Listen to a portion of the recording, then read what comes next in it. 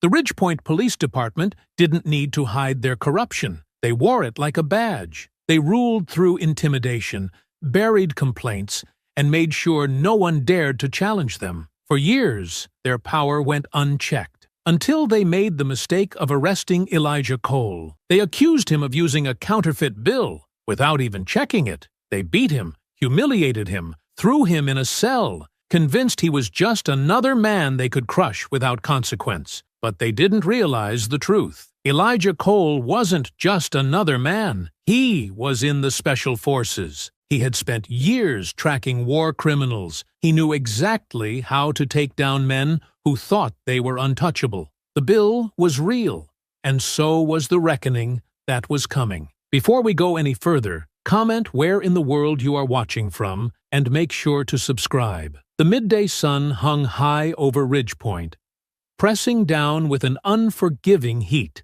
that made everything feel a little slower, a little heavier. Elijah Cole walked along the cracked sidewalk, the weight of the past few days settling into his bones like an ache he couldn't quite shake.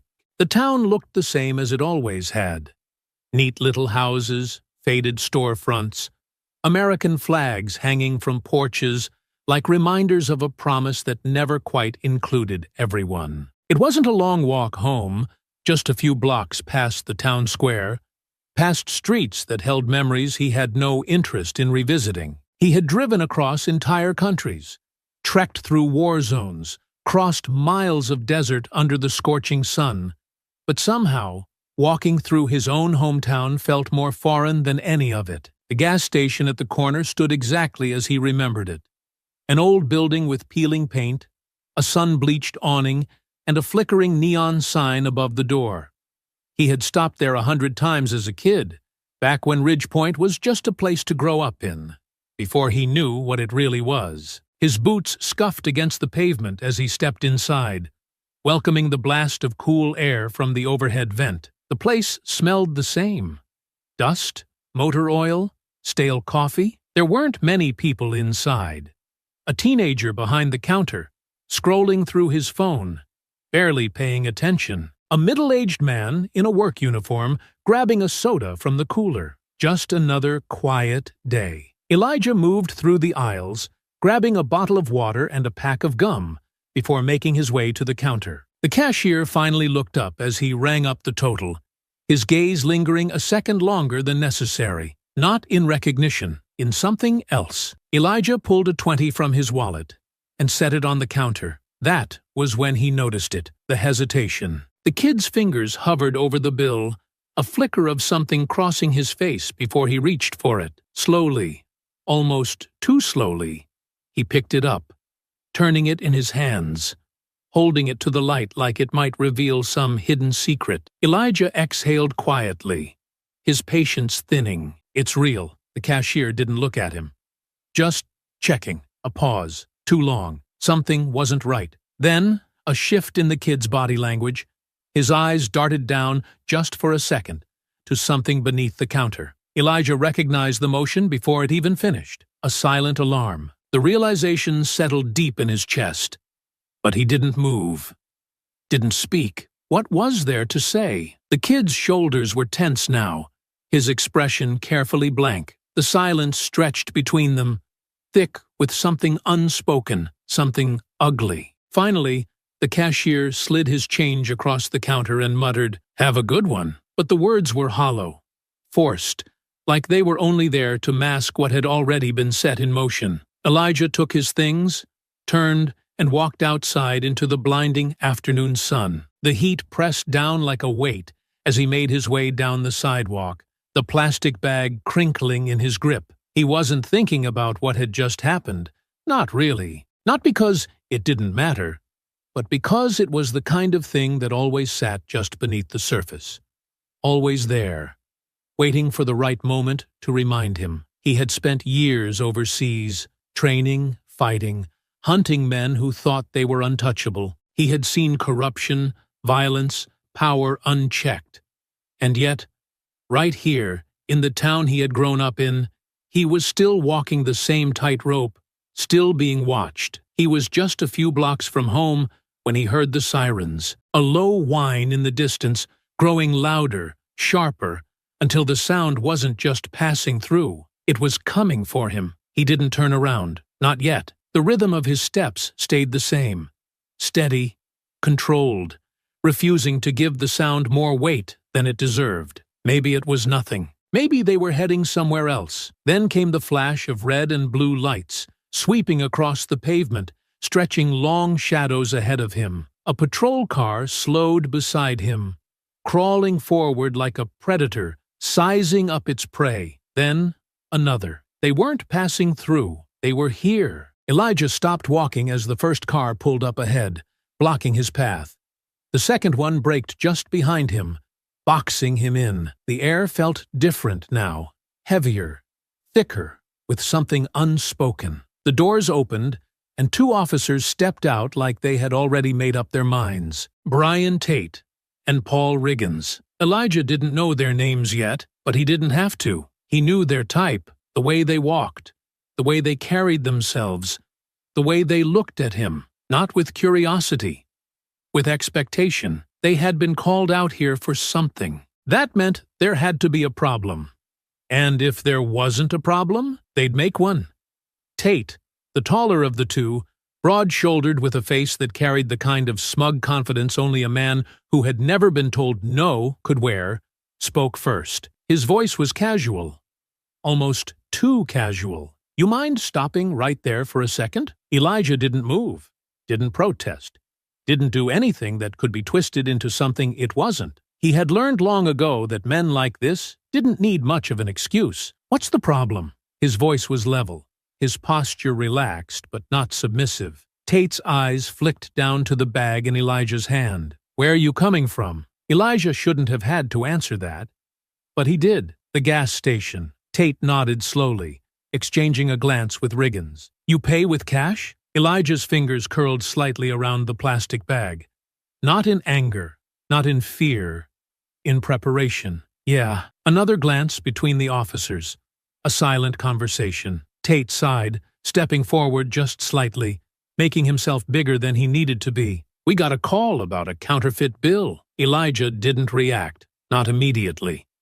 He just let those words settle between them, thick and heavy in the heat. There it was, the excuse. His mind was already running through the possibilities, through the outcomes, through the ways this could unfold. He could argue, but arguing wouldn't matter. He could refuse to answer any more questions, but that would only feed into whatever script they had already written. So he took a slow breath, kept his voice even. "It wasn't counterfeit." Tate tilted his head slightly, his smile thin. "Then you won't mind coming down to the station." It was never really a question.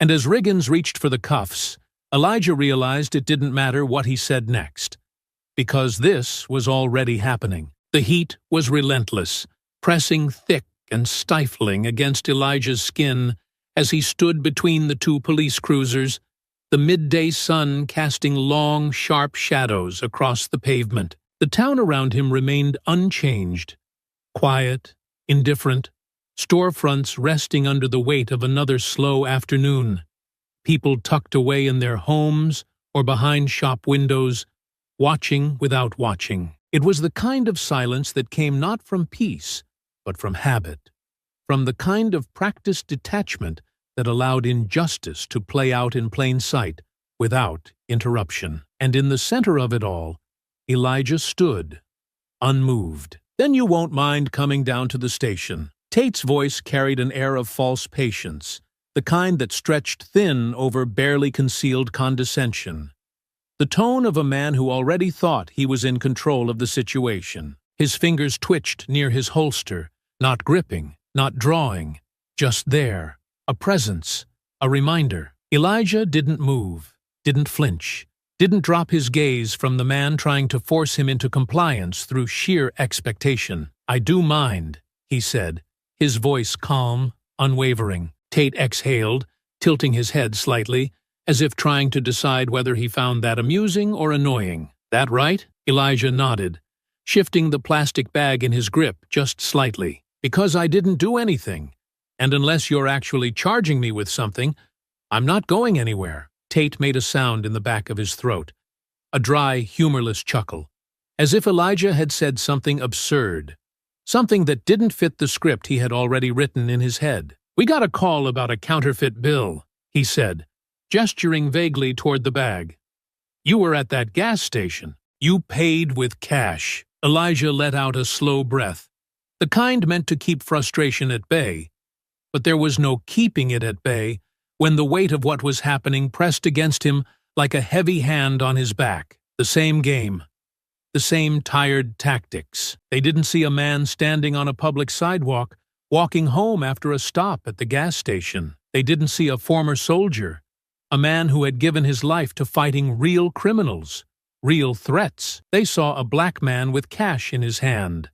And that had been enough. "The bill wasn't fake," Elijah said, voice measured but firm. Tate let the words settle for a beat before giving an exaggerated sigh, rubbing a hand over his face as if he were the one being inconvenienced. "Look," he said, his tone dipping into something just a little sharper, just a little more patronizing. "We can stand here all day and go back and forth, or you can just do the smart thing and come with us. We'll clear this up quick, and you can be on your way." Elijah wasn't stupid. He knew exactly what would happen the second he let them get him in the car. The misunderstanding would become something else.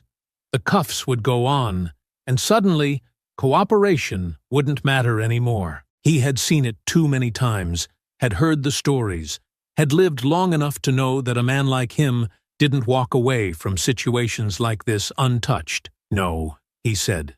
Simple.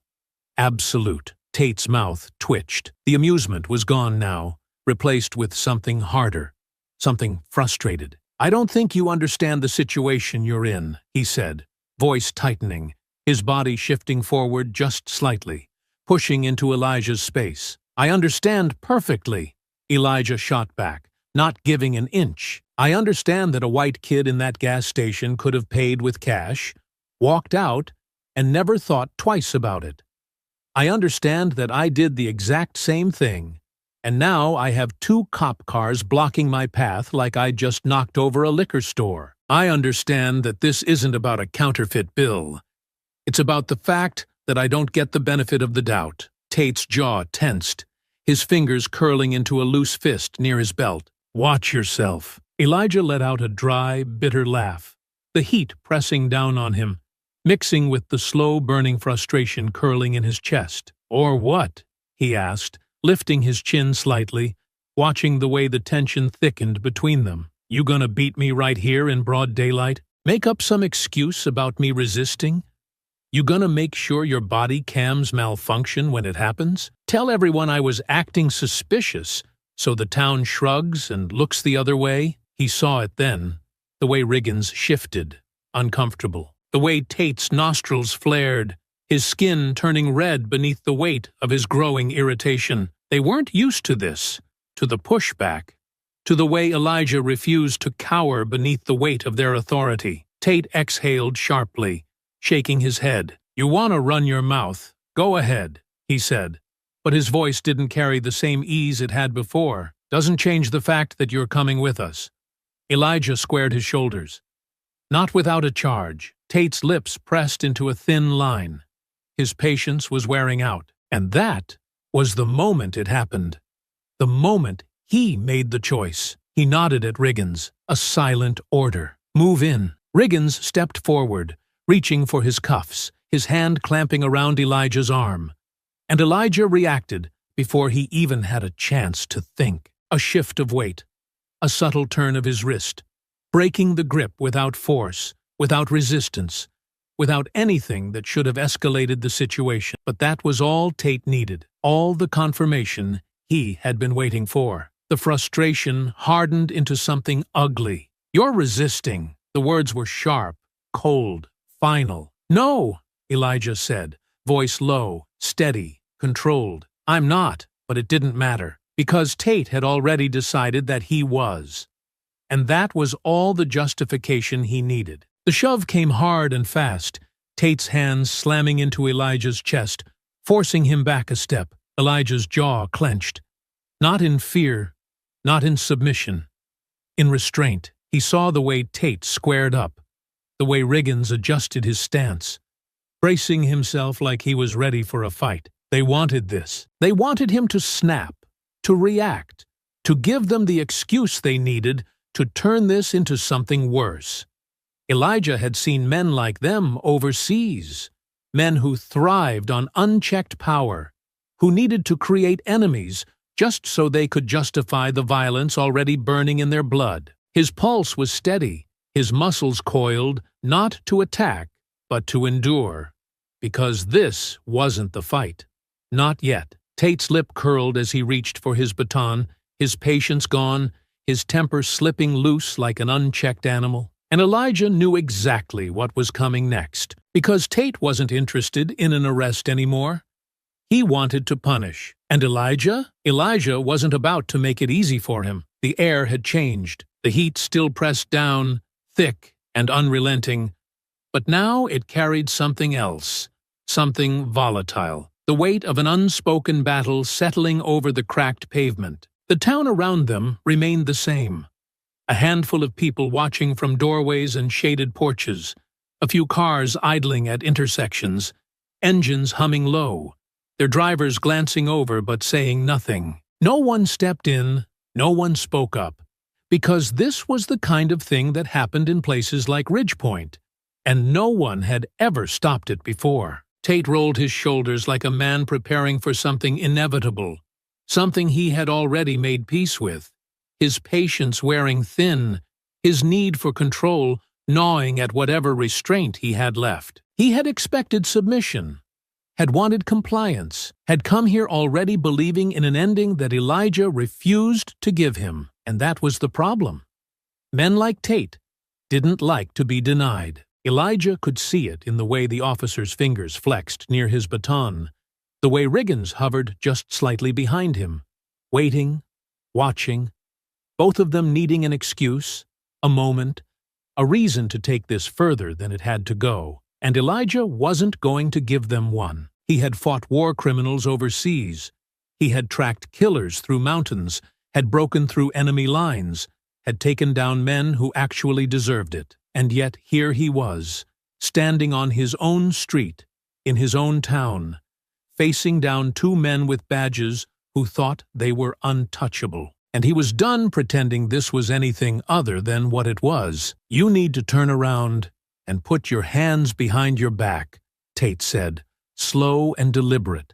The mock patience stretched so thin it was barely holding together. Elijah held his ground. "For what? I already told you." "No, you didn't." Tate's nostrils flared. "You're resisting an investigation." Elijah let out a sharp breath, a humorless laugh that only made the officer stiffen. "That's not a charge. You refused to come with us because I didn't do anything. You refused to let my officer detain you. I pulled my arm away because I don't like being grabbed in the middle of the street." Tate's mouth curled into something ugly, something smug, like he had been waiting for Elijah to say those exact words. "So you're saying you pulled away?" The bait, obvious, heavy-handed, and infuriating. Elijah's jaw tightened, the frustration curling in his chest, heavy and boiling. "Don't twist my words." "I don't have to twist anything," Tate said, spreading his hands like he was presenting some kind of grand, undeniable truth. "You admitted it. That's resisting."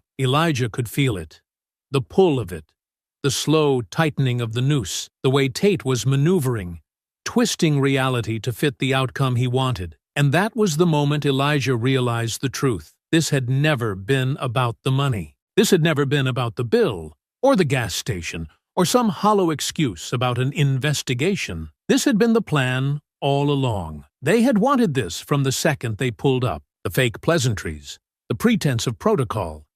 It had all been a game, a script they had played out 100 times before. Because men like Tate didn't stop people like Elijah to check counterfeit bills. They stopped them because they could. And they didn't like it when the people they stopped talked back. Tate exhaled, shaking his head as if disappointed, like he had tried to be reasonable, like Elijah had left him no other choice. "You're going to jail," he said flatly. Elijah's blood burned. "On what charge?" Tate didn't answer. He just stepped closer, crowding the space, forcing Elijah's body to react, to shift slightly, to adjust his balance. And that was the moment. The smallest movement, the tiniest shift, and Tate pounced on it like a predator sinking its teeth into prey. "He's resisting!" The words came sharp and loud, cutting through the air like a gunshot, and suddenly, everything happened at once. Tate lunged, shoving Elijah hard in the chest, pushing him backward. Riggins grabbed at his arm, trying to yank him around, but Elijah wasn't having it. His body reacted before his mind had a chance to tell it otherwise, muscles coiling, trained instinct kicking in, the deeply ingrained need to defend, to fight back. His feet dug in, his arms tensed, his pulse roared. "Stop resisting!" Tate barked, his voice thick with self-righteous fury. "I'm not resisting!" Elijah snapped back, his own voice rising now, his frustration spilling out hot and sharp. "I didn't do anything! Get your damn hands off me!" But Tate wasn't listening. He wasn't hearing, because he didn't care. His face twisted into something cruel, something vicious, and then the baton came down. The first strike landed hard across Elijah's ribs, a sharp explosion of pain spreading through his side, but he didn't go down, so Tate swung again, and again, and again. Elijah staggered, but didn't fall, his vision sparking, his breath coming short, his body refusing to give them the satisfaction of seeing him drop. And that only made them hit harder. A sharp blow to the back of the leg, meant to buckle his stance, a baton slamming against his shoulder, sending shockwaves through his muscles. The world tilted slightly, the pavement coming up fast, hot and rough against his skin as his knees hit first. Then his palms, a knee pressed into his spine, shoving him down, the pressure crushing, suffocating, pinning him like an animal. "Stop fighting!" "I'm not fighting!" But it didn't matter. Hands wrenched his arms behind him, metal cutting into his wrists as the cuffs locked into place. The weight of two bodies pressing him down, holding him there just long enough for the message to sink in. Elijah tasted blood, hot and metallic in his mouth, his vision blurring at the edges, his breath coming in uneven bursts. The world around him blurred, but the sound remained sharp. The voices, the heavy breathing, the distant murmurs of people watching but doing nothing. And Tate, standing over him, still gripping the baton, his face flushed with exertion, and something else, something like satisfaction. It had never been about the bill. It had never been about anything other than this. Elijah had known it was coming, and yet, as they finally hauled him up, shoving him toward the cruiser, his ribs aching, his skin raw, the anger still burned beneath the pain. Because he might have been in cuffs. He might have been beaten, bruised, thrown in the back of a squad car like some common criminal, but he wasn't broken, and this wasn't over. Not by a long shot.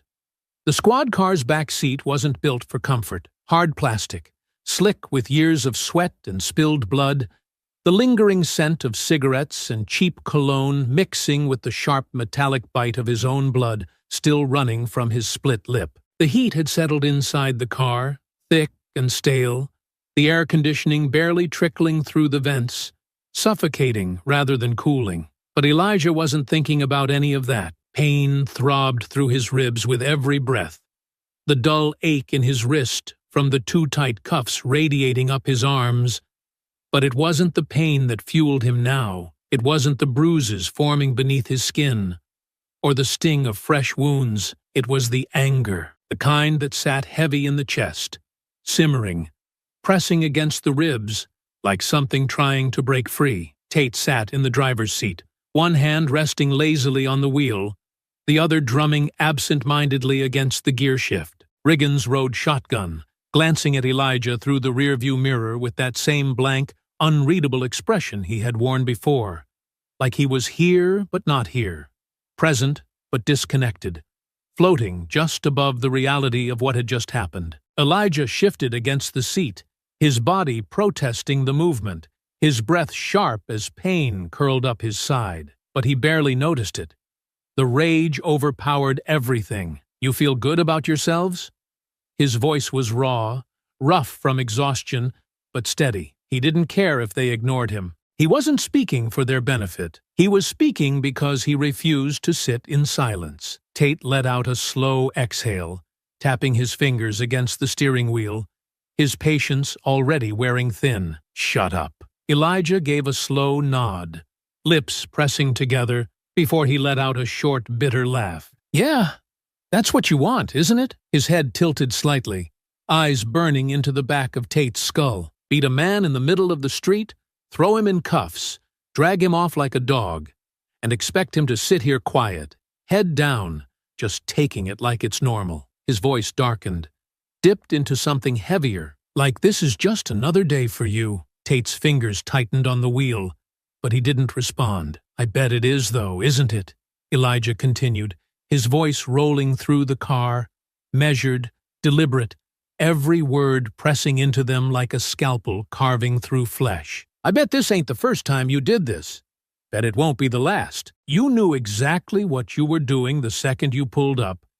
Didn't even need to ask questions. Didn't need proof. Didn't need a damn thing but your gut instinct and a black man walking down the street." Riggins shifted slightly, eyes flicking to the side window, jaw tightening. But Tate? Tate didn't flinch. He kept his gaze on the road, mouth set in a firm line, expression unreadable, but Elijah could see the tension in his shoulders, the way his grip had stiffened around the wheel. "Tell me, how's it feel?" Elijah pressed, his voice lower now, colder. "How's it feel knowing you got nothing? Knowing you didn't find a fake bill? Knowing you got no weapons on me, no drugs, no crime, not a damn thing to justify what you just did? How's it feel knowing all you got is the fact that you wanted to do it?" Tate sucked his teeth, shaking his head like he was bored, like this was nothing, like Elijah was just noise. "You don't know when to shut the hell up, do you?" Elijah let out another laugh, a hollow sound. "Oh, I know when to shut up. I learned real early in life. You think I don't know how this works? You think I don't know how this story ends? The quiet ones, the ones who lower their eyes and bite their tongue and let this kind of bullshit happen to them over and over again, those are the ones you like.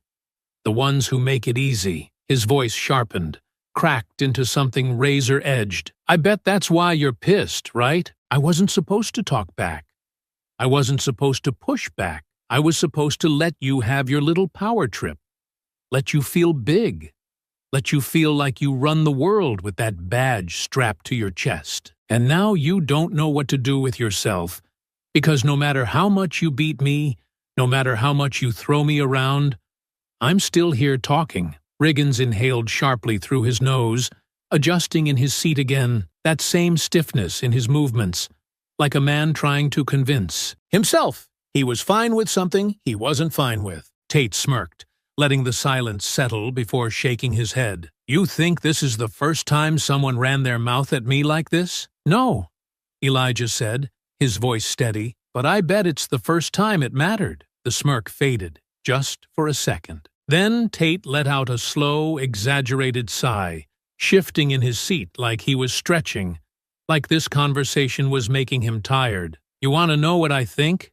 he mused, voice dripping with that same patronizing tone he had used before, the same mock patience that made Elijah's blood boil. "I think you're the problem. I think you walk around with this big chip on your shoulder like the world owes you something, and when things don't go your way, you gotta blame someone else. You had to run your mouth, make a scene, try and act like you were in charge when you were never in charge." Elijah's tongue rolled over his split lip, tasting blood. Tate turned his head just slightly, just enough for Elijah to catch his smirk in the rearview mirror. "And now, look at you, all banged up, bleeding in the back of a squad car. And for what?" He chuckled, shaking his head. "For nothing. 'Cause the only thing that's going to happen now is you sitting in a holding cell. That's it. You think you're making some big stand? You think you're proving something? You're not. You're just another loudmouth who doesn't know when to shut up. Elijah leaned forward as much as the cuffs would allow, his eyes locking onto Tate's in the mirror, his voice dropping to something quieter, something lethal. No, I'm the man who's gonna make sure this doesn't just go away. Tate stilled for half a second. It was barely anything, just a flicker.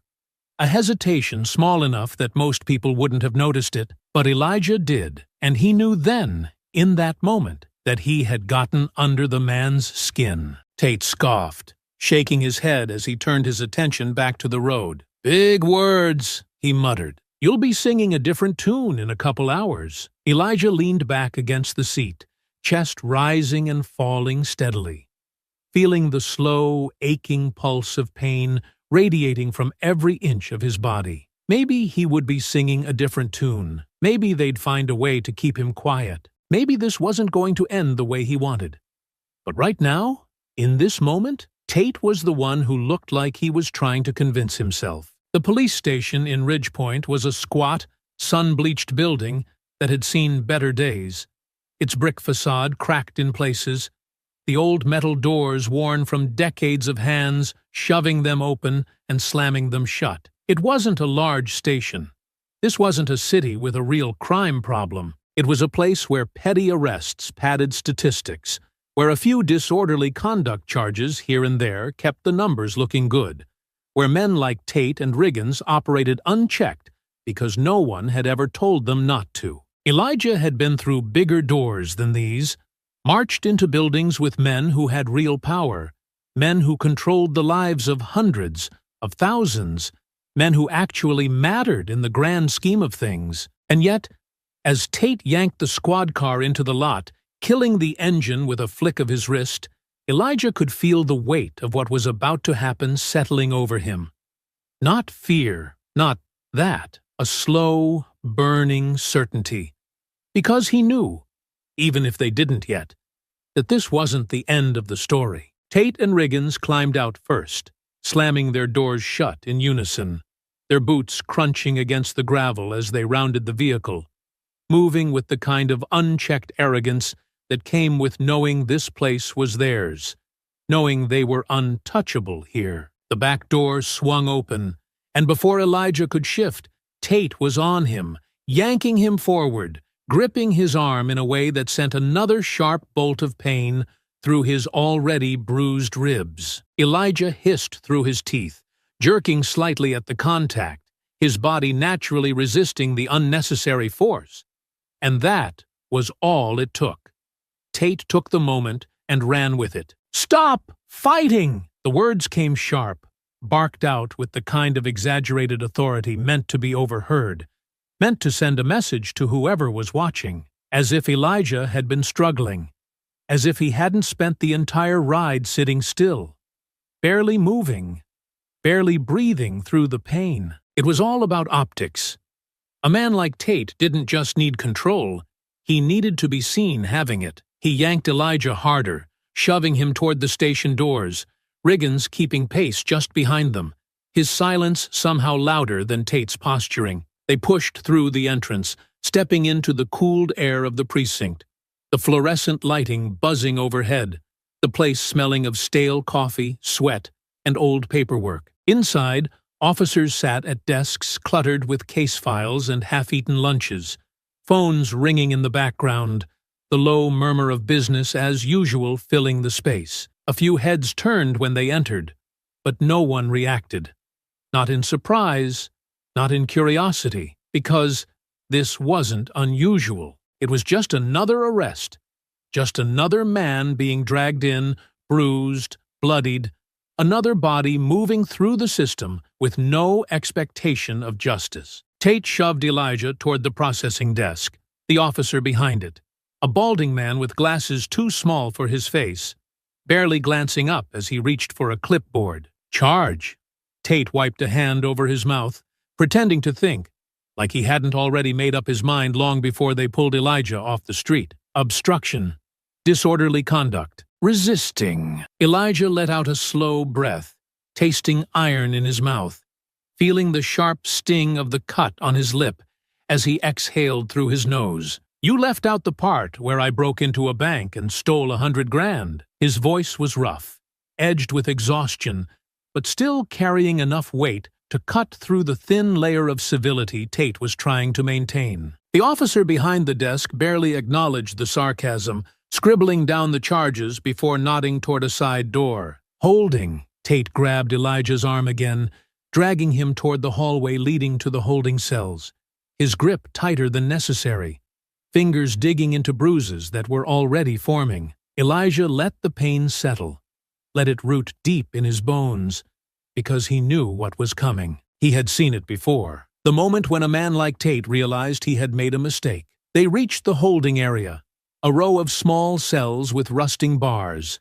the dim lighting casting shadows over the concrete walls. Tate shoved him forward, unlocking one of the cells and pushing him inside without ceremony, letting him stumble forward before catching himself against the metal bench bolted to the floor. Elijah took his time straightening, rolling his shoulders, every movement slow, deliberate, controlled. He turned, resting his back against the bars, looking at Tate with something close to pity. "You think this is over?" Elijah's voice was calm, the exhaustion evident, but the underlying steel still there. "You think you just get to walk away from this?" Tate exhaled through his nose, shaking his head like he had heard it all before. "You got real big words for a man in cuffs." Elijah tilted his head slightly, licking at the cut on his lip before responding. "And you got real big confidence for a man who doesn't even know who the hell he just arrested." There it was, the flicker.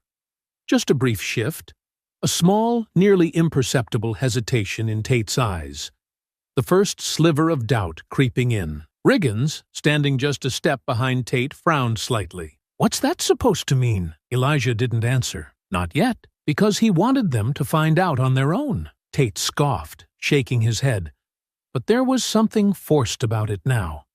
Something slightly off as he turned to Riggins. "Get his prints." Riggins hesitated, just for a second, then nodded, stepping away to head toward the processing station. Tate lingered, watching Elijah with something new in his expression. Not concern, not fear, but curiosity. And Elijah smiled, because that meant the unraveling had already started. 15 minutes later, everything changed. Elijah sat in the cell, legs stretched out in front of him, fingers rolling idly over the fresh bruises along his wrists where the cuffs had been digging in. He could hear the low murmur of voices down the hall, the shuffle of papers, the beep of the fingerprint scanner processing his prints into the system. And then silence, a long pause, then footsteps, fast and sharp, boots striking against tile. Tate reappeared first, moving briskly, his expression no longer smug,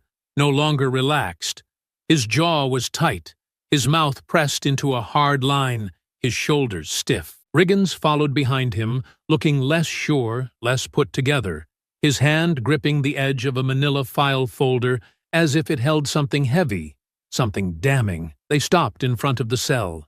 Elijah didn't move, didn't acknowledge the tension rolling off them in waves. He just lifted his gaze, slowly, deliberately, taking his time before speaking. "What's the matter?" he asked, voice smooth, easy, like he hadn't been beaten in the street an hour ago, like he was the one who had just won. Tate didn't answer. But Riggins? Riggins swallowed hard, his fingers tightening around the folder, his voice quieter than before. "Elijah Cole," he read off the report, and then came the words that shattered everything. "Former Special Forces, highly decorated, war hero." And then the real question. What the hell did we just do? Elijah leaned back against the cold metal bench, stretching his legs out just slightly, shifting enough to send a sharp, calculated bolt of pain through his ribs. A reminder of exactly what these men had done to him. A reminder of why this wasn't over. He let the silence linger a little longer.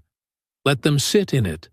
Let them stew in their own failure. Then, finally, he spoke. "Something wrong?" His voice was smooth, controlled, a stark contrast to the tension thickening in the air. He tilted his head slightly, the barest hint of amusement flickering in his eyes as he met Tate's gaze. "You're looking a little pale, officer." Tate's jaw clenched.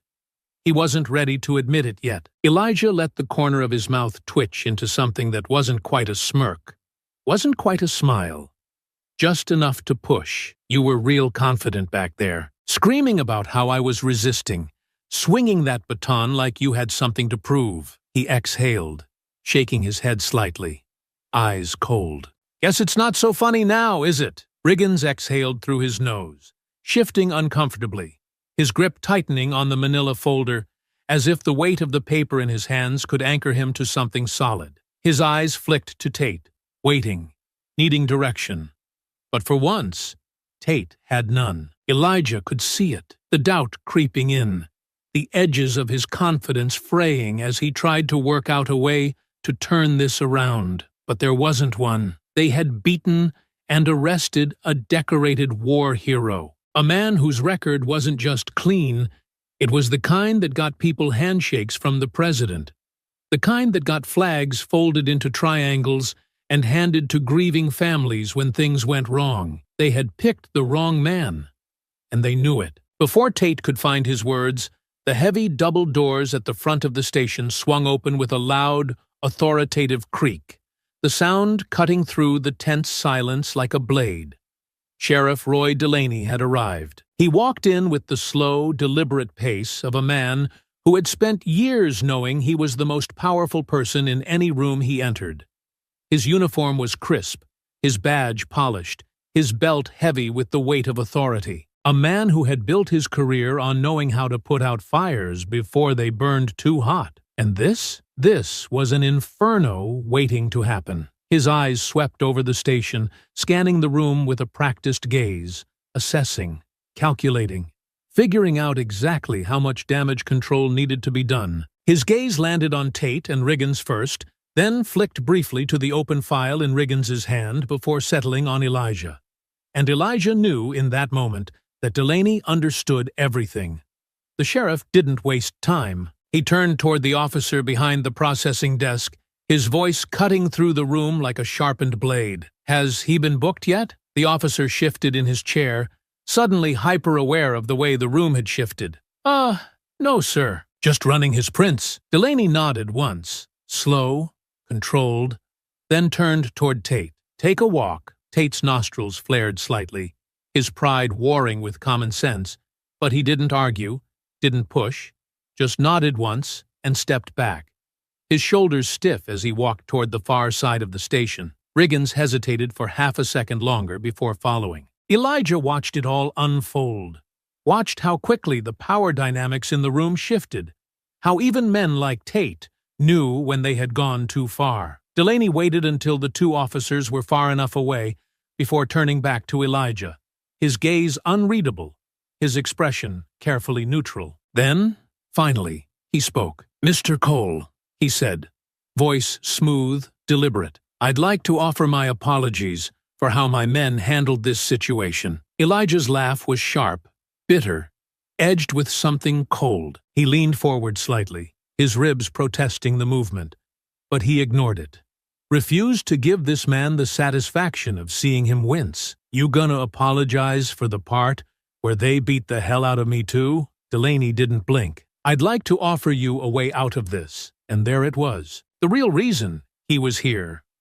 Not an apology, not an admission of guilt. A deal. Elijah exhaled through his nose, letting his head tilt slightly to the side, studying the sheriff's face, looking for the cracks in his armor, for the lie beneath the surface. "Let me guess," Elijah murmured, voice steady. "You want me to forget this ever happened." Delaney's lips pressed into a thin line, his silence confirming what they both already knew. "Let's be real clear about something," Elijah continued, his voice low and sharp, a blade gliding over skin. "Your boys dragged me off the street for nothing, beat me bloody, threw me in here like a common criminal." He shifted, shoulders rolling back, spine straightening, and for the first time, it wasn't just Delaney assessing him.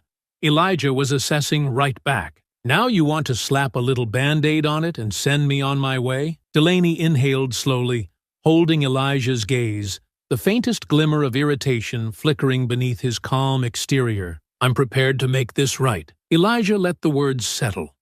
Let them roll over him like the heat outside. Let them hang between them like smoke before shaking his head.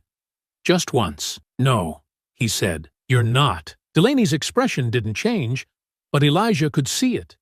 The slow, creeping realization that this wasn't going to be as simple as he had hoped, because Elijah wasn't done, not by a long shot. Sheriff Roy Delaney had spent the better part of his career making problems disappear before they became problems. That was the unspoken skill required to run a department like Ridgepoint's.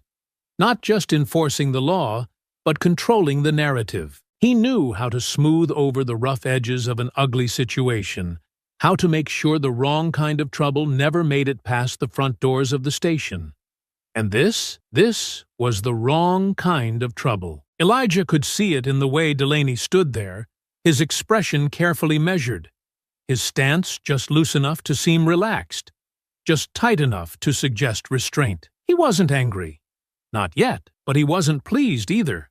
And men like Delaney didn't like having to clean up someone else's mess. "Let's take a walk," the sheriff said, voice smooth, a suggestion rather than an order.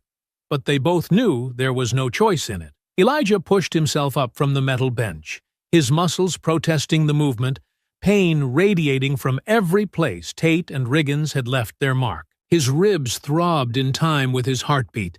His wrists were raw from the cuffs. His lip still stung, split and swollen. But if Delaney was hoping for a show of weakness, he wasn't going to get it. Elijah kept his steps steady as he followed him out of the holding area, past desks cluttered with paperwork, past officers pretending not to look, not to listen. Every movement in the room had slowed, every conversation hushed to nothing but murmurs, as if everyone was waiting to see how this would play out. Delaney led him down a short hallway and into his office, closing the door behind them with a soft, deliberate click. It was the kind of office built for power.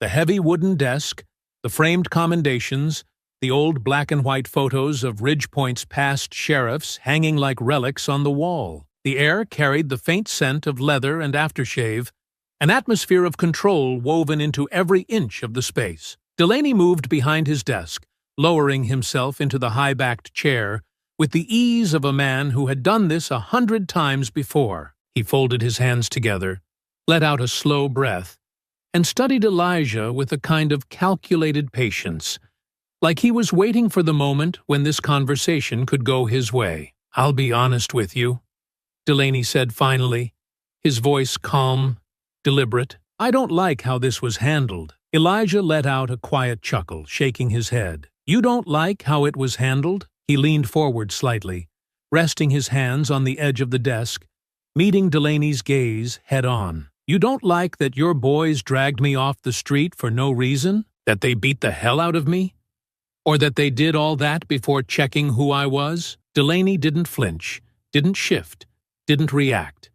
He wasn't a man who liked to acknowledge mistakes, not unless there was something in it for him. "I don't like that this got messy," Delaney corrected, his voice steady. "I don't like that we've got a situation on our hands that could have been avoided if certain officers had used better judgment." He exhaled slowly, like he was burdened by the weight of it all, as if this were just another inconvenience, another problem to be solved. "But what's done is done. I'm more interested in how we move forward." Elijah studied him, took in the ease with which he spoke, the way his words were carefully chosen, softened just enough to make it sound like he was offering a reasonable solution instead of covering his own ass. "You mean how you cover your tracks," Elijah said. Delaney's mouth twitched slightly, just the smallest hint of irritation breaking through his carefully neutral expression. "I mean how we keep this from becoming something bigger than it needs to be." Elijah leaned back slightly,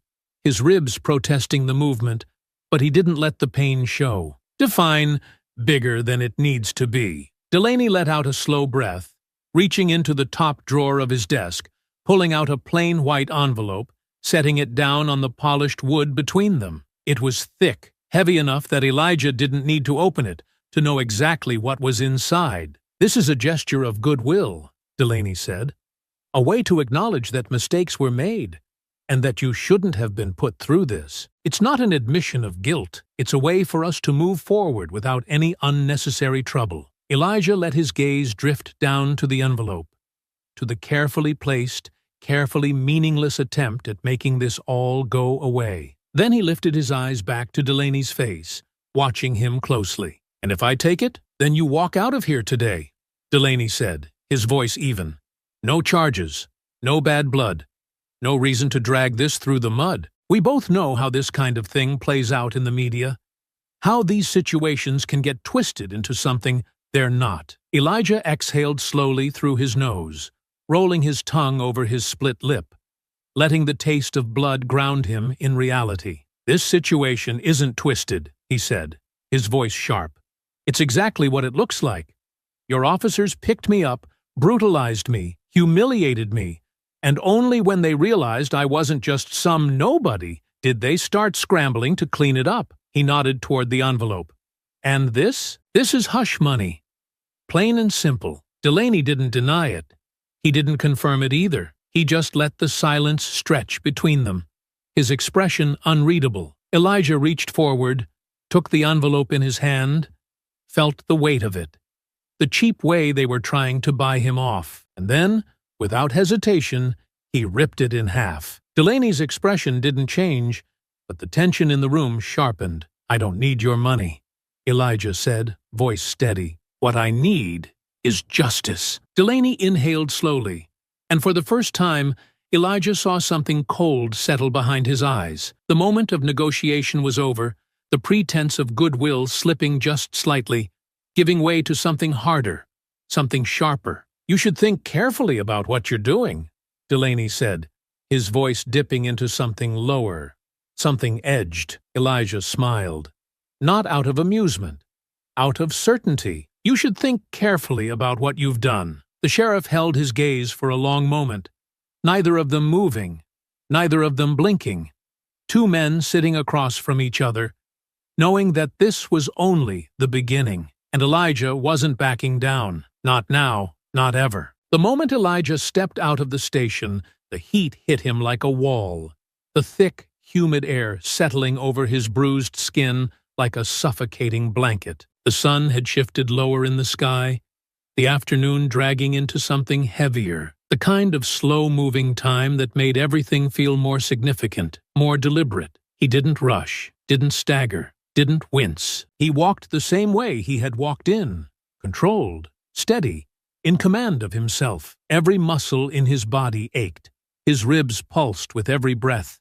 The dull throb in his wrist, a reminder of how hard they had tightened those cuffs, how much they had wanted to break him down. But he was still standing, and that was more than Tate, Riggins, and Delaney had ever expected. The town square stretched out ahead, quiet but not empty. People lingered, watching. A few older men sat outside the barber shop, their conversation hushed, their eyes flicking up at him before shifting away, pretending they hadn't noticed, pretending none of it had happened. Across the street, a woman leaving the grocery store slowed just slightly, her gaze lingering for half a second too long before she hurried to her car, shoulders tensing like she didn't want to be involved, because that was how it always was. They had seen, they had heard, but they wouldn't say a damn thing. His fingers curled slightly at his sides, the anger still there, buried beneath the surface, but now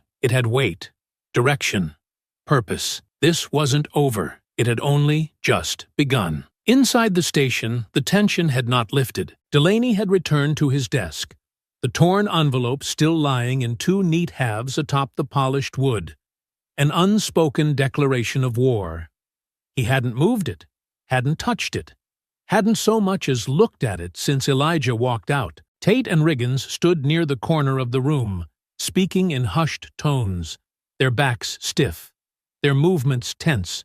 Two men who had felt power slip through their fingers and didn't know how to get it back. Delaney exhaled through his nose, rubbing his temples, the weight of the mistake pressing down on him. He should have known, should have seen it the second he walked into the station and felt the shift in the air. Tate, for all his arrogance, for all his brute confidence had gotten ahead of himself. And now, there was no taking it back. "He's not gonna let this go," Riggins muttered, his voice low, uneasy. Delaney already knew that.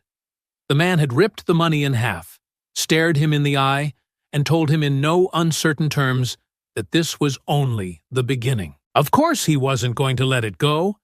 The question wasn't whether Elijah Cole was going to make a move. It was what he was going to do first. Elijah sat in the dim light of his apartment.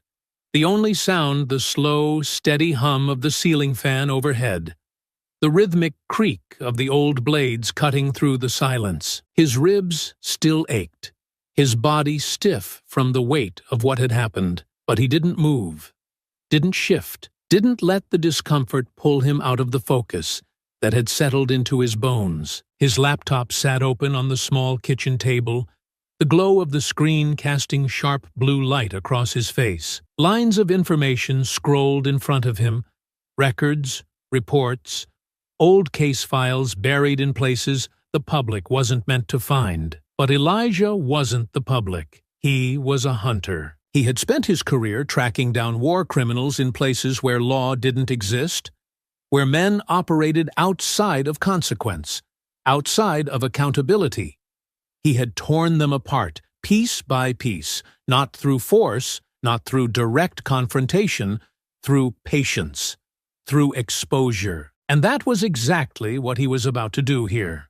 The Ridgepoint Police Department had skeletons. Of course they did.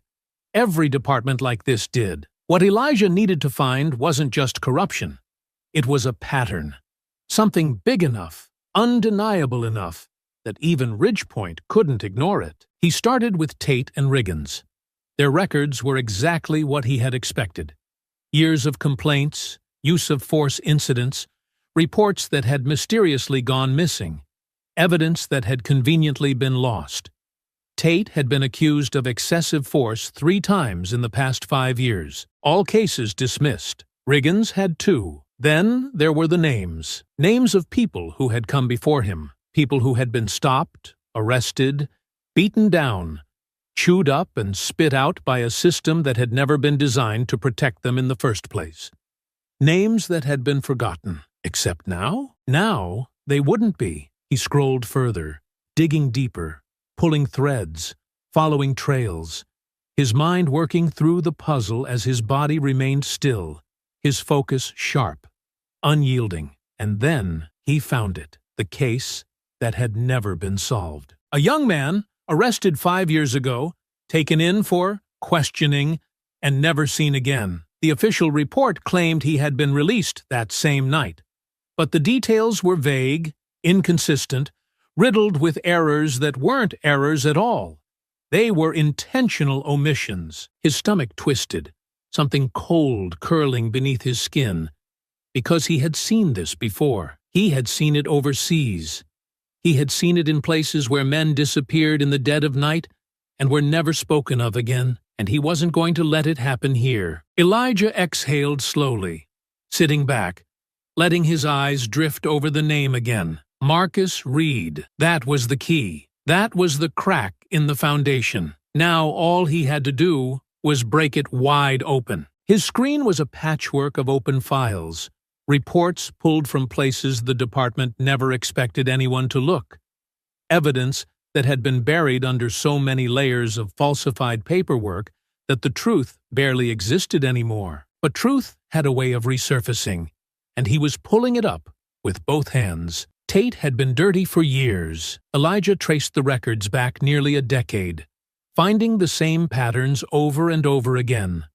Stops that never made it into the system, complaints that disappeared before they could be investigated, use of force reports that had been marked as resolved without any explanation. He wasn't just a violent cop, he was protected. The kind of man the department closed ranks around whenever his name came up in the wrong places. The kind of officer whose record should have been a career-ending disaster, but had somehow remained pristine on the surface. And Riggins? Riggins was a coward. He didn't have Tate's history, didn't have the same long list of brutality complaints, but he was complicit. He was the kind of cop who stood by and let it happen.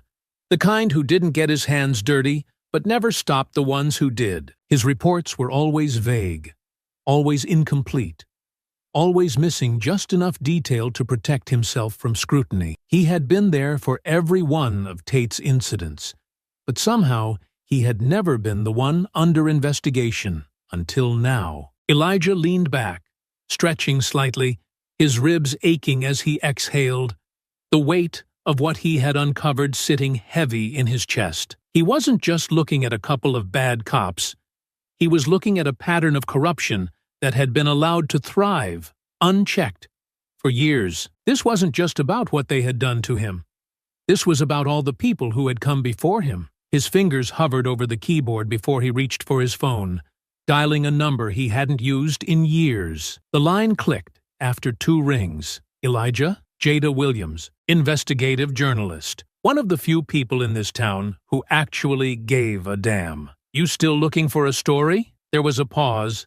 Then, her voice sharpened. What do you have? He glanced at the screen, at the files stacked in front of him. More than you'll know what to do with. The surveillance started that night. Elijah sat in his car, parked a block down from Tate's house, watching the glow of the porch light flicker against the worn siding, the shadows stretching long across the driveway. The street was quiet, the houses spaced apart just enough that no one paid much attention to who came and went. Just enough privacy for a man like Tate to feel untouchable. He had spent years tracking targets through foreign cities, memorizing their movements, learning their habits, understanding the patterns they didn't even realize they had. This was no different. Tate had routines. He left the house at 6:45 a.m. sharp, coffee in one hand, his badge clipped onto his belt before he even reached the car. He didn't linger, didn't waste time.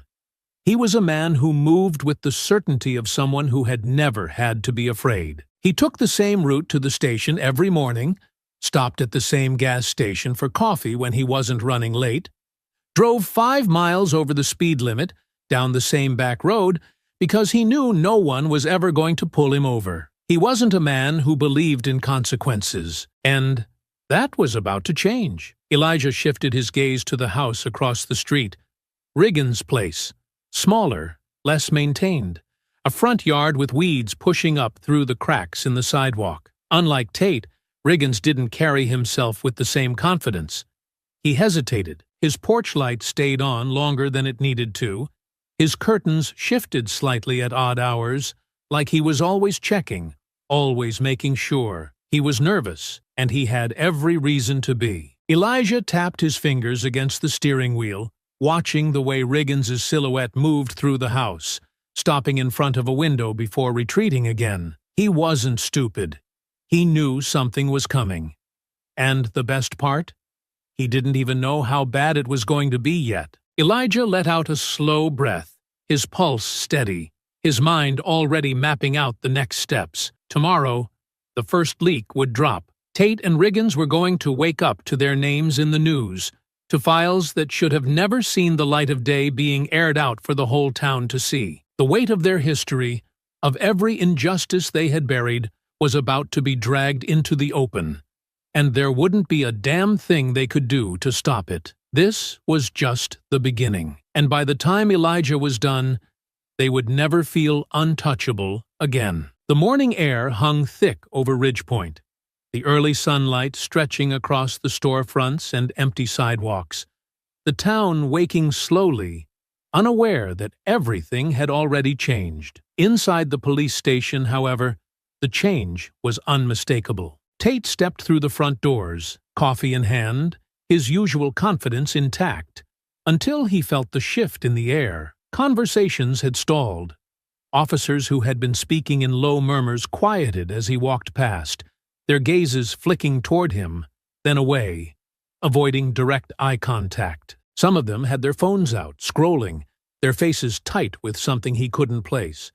Concern, unease, maybe even fear. Riggins was already at his desk, hunched over, his face pale, his grip on his phone tight. He didn't even look up when Tate approached, too busy staring at something on the screen, his shoulders drawn in as though he were bracing himself. Tate slowed his steps, his smirk fading, an unfamiliar unease settling in his stomach. "What's going on?" Riggins didn't answer right away. Instead, he turned his phone around, shoved it toward Tate. And Tate saw it. His name. In bold. On the front page of the Ridgepoint Gazette. A deep dive expose, a detailed list of every brutality complaint, every excessive force report, every case that had conveniently gone away. And attached to it, the evidence. Official department files, leaked and displayed for the whole town to see. Tate's grip tightened around the phone, his pulse hammering in his ears as he scanned the article. His stomach twisting with something sharp and unfamiliar. Everything was there. Every stop that had led to violence. Every complaint that had been filed and ignored. Every name of every person who had tried to get justice but had been quietly dismissed. Their voices buried under the weight of police reports, stamped with the words, "Resolved, no further action." And it wasn't just him. Riggins's name was there too, not as the aggressor, but as the man who had looked the other way. His signature was on multiple reports, the same reports that had been leaked, that were now out in the open for everyone to see. Tate's jaw clenched as the realization sank in. Someone had done this. Someone had come after them. His thoughts moved fast, his mind racing through possibilities, but he already knew. There was only one person who had a reason to pull these files. Elijah Cole. The man had sat there in cuffs, beaten, bleeding, and still looking at them like he had already won. And now he was tearing them apart. Across town, Elijah sat in the corner of a small diner, a fresh cup of coffee in front of him, the newspaper folded neatly beside him on the countertop. He wasn't reading it anymore. He didn't need to. He had put it there. Jada had handled the publishing, but he had done the digging. He had unearthed what the department had tried so hard to hide. And now they couldn't bury it. He could hear people talking about it, low murmurs drifting through the air. "Did you see the paper?" Someone muttered a few seats down. "Yeah. Always knew Tate was bad news, but this?" A whistle. "They're gonna be in trouble now." Elijah lifted his coffee, taking a slow sip, letting the warmth settle in his chest. Let them talk. The more the town paid attention, the harder it would be for the department to cover it up. This was only the beginning. Back at the station, Delaney's office was silent. He sat behind his desk, the newspaper open in front of him, his fingers tapping against the wood in slow, deliberate beats. His face was unreadable, but Tate could see the tension in his jaw, the way his fingers pressed harder against the surface of the desk with each passing second. When he finally lowered the paper, he exhaled slowly, lifting his gaze to Tate and Riggins, both of whom stood stiffly in front of him. Elijah Cole did this. Tate didn't need to be told twice. "Yeah." Delaney didn't look at him. Instead, he turned to Riggins. "Do you understand what this means?" Riggins hesitated. It means, Delaney cut in, his voice sharp, "that if this doesn't stop, we're all going down. You think this stays with the two of you? You think the department doesn't get dragged through the mud with you? You think I don't get dragged down?" He leaned forward slightly, his gaze cold, calculating. "This is bigger than you now, and it needs to be dealt with before it gets worse." Tate swallowed. "What do you want us to do?" Delaney was quiet for a moment, his fingers still tapping against the desk, a measured, thoughtful silence. Then he exhaled, shaking his head slightly. "We tried doing things the easy way," he said, voice dipping lower. "Tried shutting him up the way we always have. That didn't work." His gaze sharpened. "So now we send a message." Tate's breath steadied, his pulse evening out as the weight of the words settled between them. Riggins, on the other hand, stiffened slightly. "What are you saying?" Delaney's lips pressed into a thin line. "I'm saying you put on some masks, and you remind him exactly what happens when people start sticking their noses where they don't belong." Silence. Then Riggins shook his head, his hands flexing at his sides. "We can't—" "You can," Delaney interrupted, his voice firm. "And you will." His gaze flicked between them, settling on Tate. This isn't just about Cole anymore. This is about control. If we let him make fools of us, if we let him expose us without consequence, do you know what happens next? Neither of them answered. Delaney leaned back slightly, his expression cold. More people come forward. More people start digging. More people think they can take us down. His fingers tapped once more against the desk. Once, twice, final. This stops now, he said, his voice leaving no room for argument. Make sure he gets the message. Tate nodded. Riggins hesitated, but in the end, he nodded too, because they both knew there was no walking away from this. The night stretched long and heavy, the kind of thick, oppressive heat that clung to the streets and made everything feel slower, heavier, as if the whole town was holding its breath. But Elijah was calm, focused, controlled. He had known for hours now. The moment the article had dropped, the moment the first name had been exposed, the moment he had seen the way Tate and Riggins carried themselves after it, he had known. The way Tate had clenched his jaw too tight in the station, the way Riggins's fingers had twitched near his belt, like a man barely holding on to his composure, the way Delaney had stared at them both with something cold behind his eyes, this had been inevitable. They had been backed into a corner, and cornered men always lashed out. It was just a matter of when. So he had prepared. Not in panic, not in fear, in precision. The cameras had been placed 2 days ago, angles carefully chosen, blind spots eliminated. It wasn't just about catching the fight, it was about framing the truth. The location had been picked even earlier than that, because he knew how men like Tate operated, how they liked to drag their prey into the dark. But tonight, the dark would not protect them. Tonight, the shadows had eyes. The feeling started the moment he left the diner. A slow, creeping sense of something shifting behind him. Not movement, not sound, but presence. He kept his steps even, his hands loose in his pockets.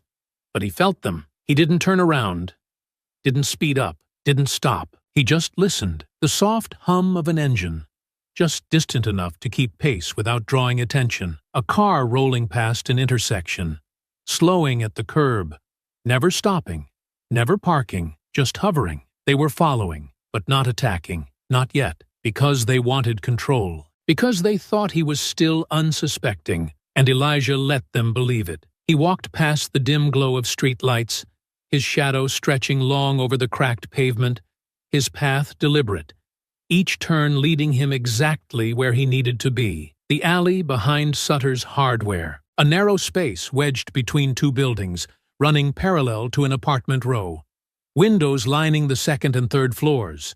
Occupied, open, perfect. The key wasn't just the space. It was who could see it, and who could hear. He stepped in, slow, measured, shoulders loose, breathing even. He heard the car slow. The doors opened, 4 sets of footsteps. Heavy, intentional. And then, silence. The moment before the strike. Elijah let it stretch, let them feel in control, let them believe they had the upper hand. Then he turned, slowly, deliberately, facing them. Tate stood in front, mask pulled down, because he wanted Elijah to know. Riggins beside him, his hands curled into fists, but not confident, not steady. 2 others flanked them, unknown men, faces covered, extra muscle, meant to stack the numbers, meant to make sure nothing went wrong. But it already had. Because they had walked into his trap, Tate took a slow step forward, his breath sharp, his body coiled with barely restrained fury. You should have let it go. Elijah didn't blink. He just waited. The night was thick with tension, the kind that settled into the bones, the kind that carried weight long before the first punch was thrown. Elijah had led them here, step by step, knowing exactly how it would unfold. And now, as he stood in the narrow alley behind Sutter's Hardware, windows lining the upper floors, shadows moving inside, streetlights casting long streaks of light across the cracked pavement, He knew he had them. He could hear their footsteps before he saw them. Slow, deliberate. Tate, Riggins. 2 more masked men. The air shifted as they stepped in behind him, closing off the exit, surrounding him just enough that they thought they were controlling the moment. They weren't. Tate exhaled sharply, shaking his head. You should have stopped when you had the chance. Elijah didn't move, didn't flinch. Just let them fill the space. Let them take the bait. Tate took another step forward. You think this is a game? You think you can walk around town, running your mouth, trying to ruin everything we built? His voice dropped lower, cold, measured. You should have just taken the money. Elijah let out a slow breath. He had been waiting for that. For them to say it. For them to admit it. He tilted his head slightly, his voice calm, steady. You mean the money to keep quiet? To let you go back to doing whatever you want? He scoffed. No. Tate's face darkened, his hands flexing at his sides. Elijah watched, waited. Then Tate gave himself away. You're gonna take down those files. His voice tightened. You're gonna stop talking. You're gonna disappear. There it was. The confession. Elijah just needed the next part. Tate stepped closer, his body coiled with rage. Or we make sure you do. And then he swung. Elijah had seen it coming the second Tate shifted his weight. But he didn't dodge. He let it land. The fist connected, a hard, wild shot to his jaw, the force snapping his head to the side, pain exploding across his face. But he stayed on his feet. Another hit, this time from Riggins. Sloppy, hesitant, but it still landed. Elijah staggered back. Not because he couldn't take it, but because he needed them to believe they had the upper hand. Because right now, people were watching. And cameras? Cameras don't lie. Tate pressed forward, emboldened now, his voice sharp. Not so tough now, huh? Elijah breathed in slowly, ignoring the pain in his ribs. This is the part where you think you've won. Tate sneered. I already have. Elijah's lips curved slightly. Not yet. Then he moved. Fast. Precise. The soldier in him switching on. His elbow snapped up, catching Tate in the ribs. Hard. Tate grunted, staggering. But before he could react, Elijah twisted, catching Riggins's wrist as he tried to grab him. A sharp pull, a pivot, and Riggins crashed to the ground, wind knocked out of him. The 2 masked men hesitated, then lunged. Elijah pivoted. The first swing came wild, desperate. He ducked low, driving his shoulder into the attacker's chest, sending him back. The second man tried to grab him from behind, but Elijah spun, catching him with a brutal knee to the stomach, followed by a sharp hook to the jaw. 1 down. Tate recovered, coming back fast. This time, Elijah didn't let him get close. A sharp kick, straight to the knee. Tate buckled, cursing as he dropped halfway down. Elijah grabbed him by the back of the head, slamming him forward, letting his face meet the cold brick wall. Tate groaned, his breath ragged. Elijah leaned in, his voice low, sharp. You still think you own this town? Tate's hands curled into fists, but he was shaking now. You think you decide who gets to speak, who gets to fight back? Elijah's voice was steady, controlled, not breathless, not frantic. He was in charge now. You've spent years doing this to people. How's it feel when the whole world gets to see it happen to you? Tate's breathing was sharp, but he wasn't answering. Riggins was still gasping for air, his hands shaking as he tried to push himself up. We can fix this, he stammered. We can still... Elijah turned to him. Fix this? He let out a slow breath, stepping closer, letting the words settle. That's what you've always done, isn't it? You fix things. You bury things. You erase people, their stories, their pain, and you walk away clean. His head tilted slightly. But not this time. Because this time, people were watching. Windows were open above them. A voice from the street called out, Somebody get the cops! More movement. A faint red glow. A recording light. Elijah took one last breath, stepping back, letting it sink in. Because Tate had just dug his own grave. The fight was over. But the weight of it still hung thick in the air. the energy of violence lingering like the heat of a fire that had just burned out. The alley, once silent, was now alive with the murmurs of voices, the shifting of bodies, the unmistakable tension of people stepping out from the shadows, drawn in by the commotion, by the sounds of bodies hitting pavement, by the unmistakable crack of flesh meeting bone. It had started as whispers, hushed words passing between neighbors watching from windows above, from people who had cracked open their doors and peered into the alleyway, unsure at first, uncertain of what exactly they were seeing. But now, the scene was impossible to ignore. Tate lay against the brick wall, one palm pressed flat against the rough surface, his breath heavy, his ribs heaving, his face tight with barely controlled pain, and something deeper, something raw, something he had never felt before. It wasn't just the physical pain,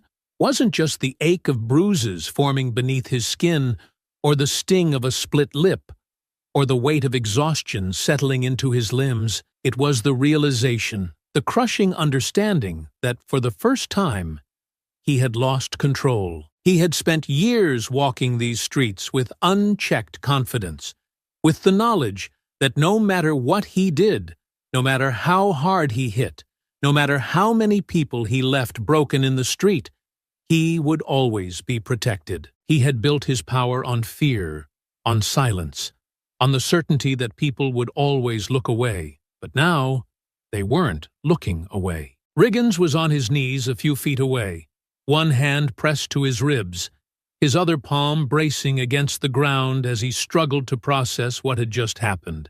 His breaths short, ragged, uneven, his eyes unfocused. He had never been as bold as Tate, had never been the one to swing first, had never been the kind of man to carry power well.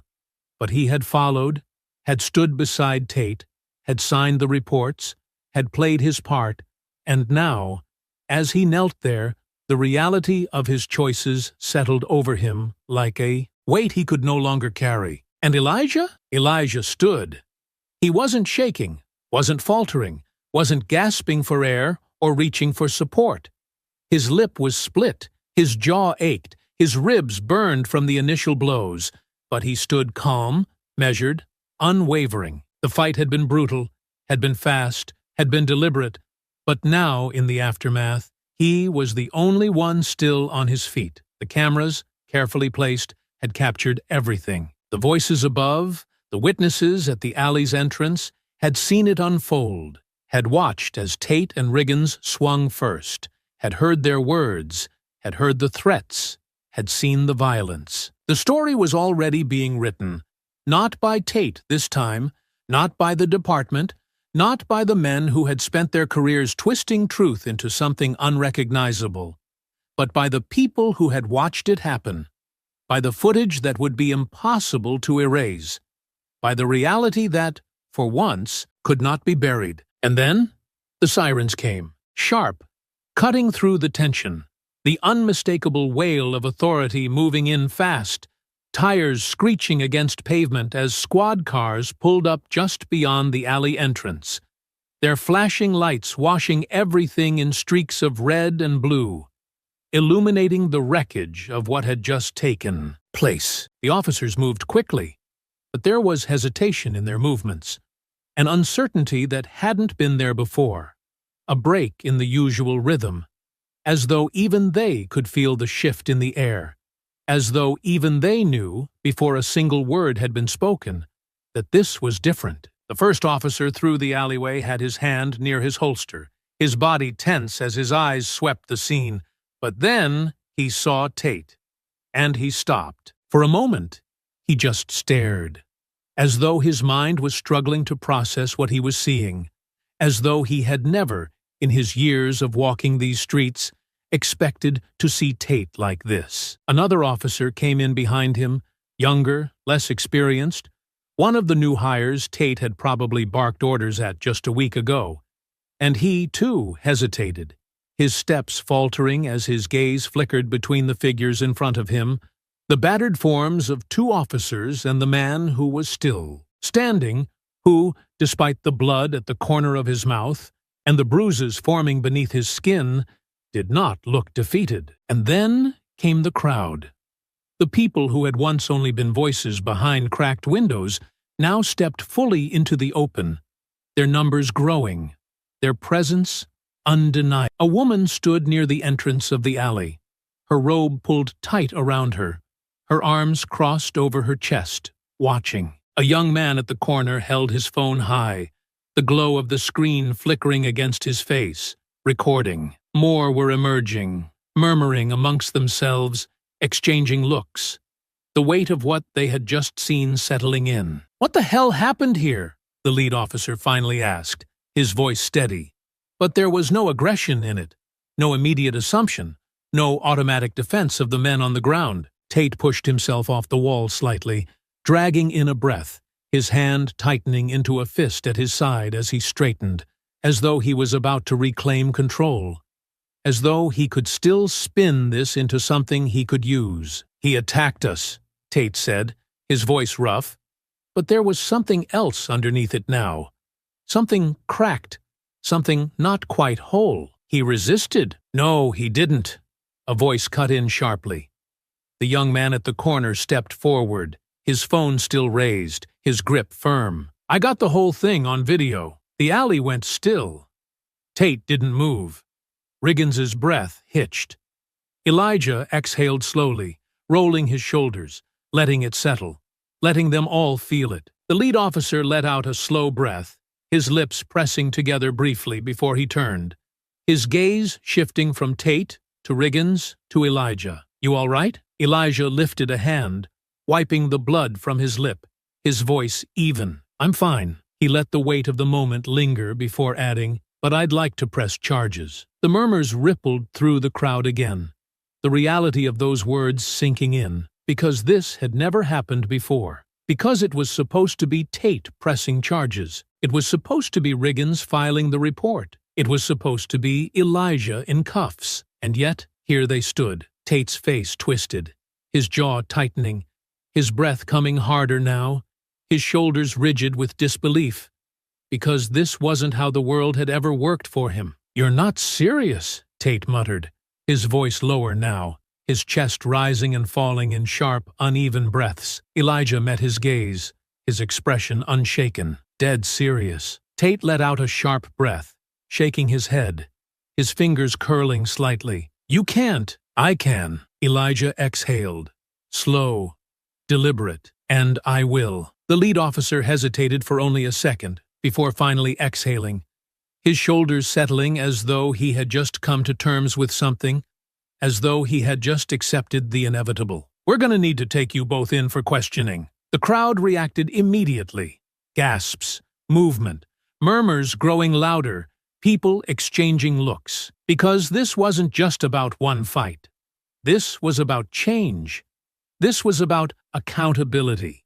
This was about justice finally shifting. And Elijah? Elijah had just ensured that for the first time in their lives, Tate and Riggins were the ones who had to answer for what they had done. Elijah stood outside the police station, the night air still heavy, the remnants of the fight settling into his skin like a lingering ache, but he barely felt it anymore. The adrenaline had faded, replaced by something steadier, something colder, something that had been waiting inside him for a long time. He had spent years watching men like Tate walk free, watching their violence go unanswered, watching them stand behind their badges, behind their system, behind the weight of a town that had been built to protect them.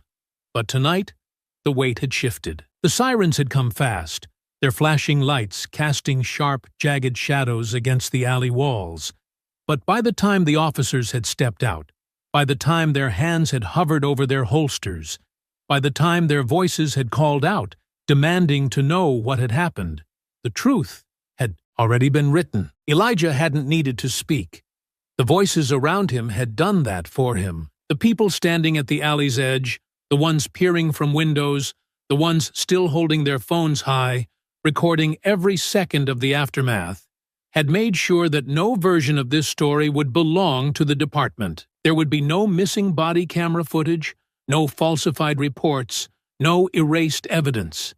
It was all there, out in the open, undeniable. And now, Tate and Riggins had been taken in, their wrists locked in cuffs, their faces exposed to the crowd, forced to walk the same path they had made so many others walk before. Elijah had watched it happen, his breath steady, his body aching, but his mind sharper than it had ever been. Because this was what justice looked like, and there wasn't a single thing Tate could do to stop it. Inside the station, the weight of the night had settled over everything like a suffocating fog, pressing against the walls, slowing every movement, shifting the energy of the room in a way that could not be ignored. Elijah had been here before, had walked through these halls once with his hands in cuffs, his ribs aching, his breath short from the blows Tate and Riggins had landed on him that night, their voices filled with the certainty that there would be no consequences. But now he walked in free, unchained, standing tall, while they were the ones being dragged through the doors, while they were the ones sitting stiffly in chairs, their expressions carefully controlled, but not enough to hide the cracks forming beneath the surface. Officers turned as he entered, their gazes flickering toward him, unreadable, uncertain, the usual rhythm of the station thrown off course. Some were pretending not to see him, keeping their heads down, their focus locked on their desks, their conversations hushed, their fingers scrolling through their phones, because they had seen the video. Others lingered near the edges of the room, watching without speaking, without moving, as though waiting to see what would happen next, waiting to see which way the department would shift. The divide was already forming. Elijah could see it. There were those who had spent years standing beside Tate,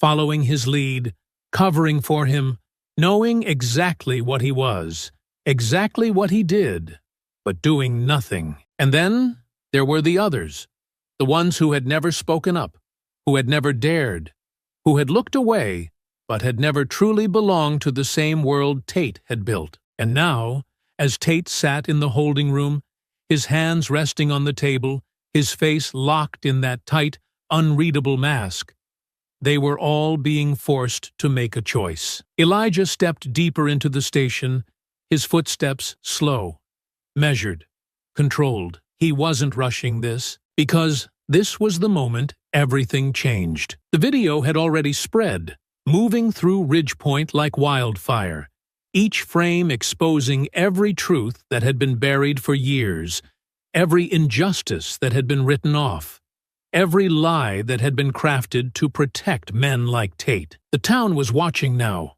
waiting to see what would happen, waiting to see if the system would protect them again. Elijah wasn't going to let that happen. An officer hesitated in front of him, his stance rigid, his throat bobbing slightly as he tried to keep his expression neutral. Elijah held his gaze.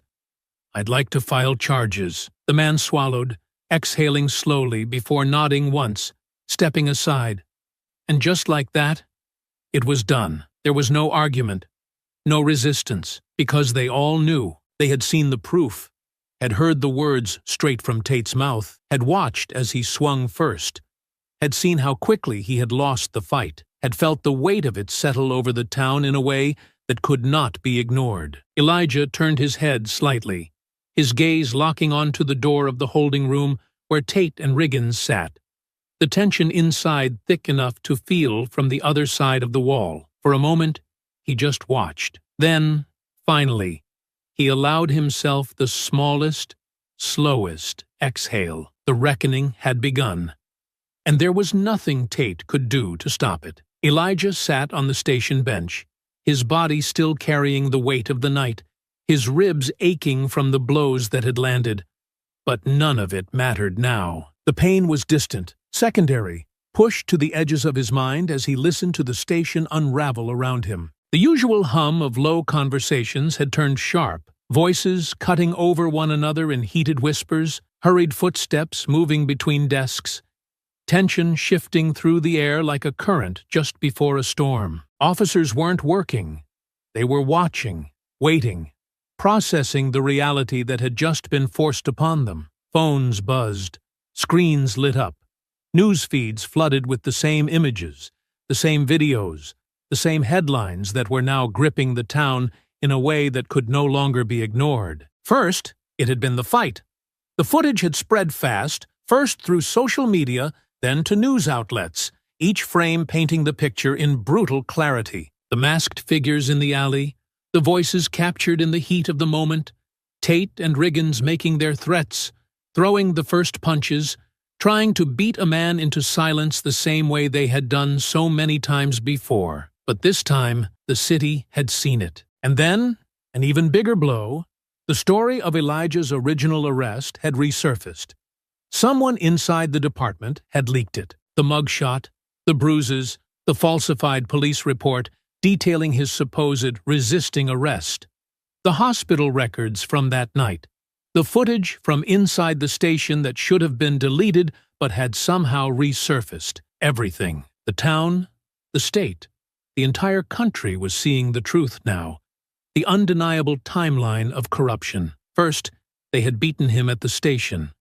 Then, when that hadn't worked, they had tried to finish the job in the alley. Now, it wasn't just Elijah's story anymore. It was everyone's. Inside the conference room, the department was fracturing. Sheriff Delaney stood at the head of the table, his fingers pressed tightly against the smooth wood, his jaw locked, his face pale beneath the harsh glow of the overhead light. His officers had gathered, some standing, others seated, but all watching, all waiting, some with narrowed eyes, others with arms crossed, a few refusing to look at him directly, shifting uncomfortably in their chairs, because they all knew what this meant. The department wasn't just dealing with bad optics.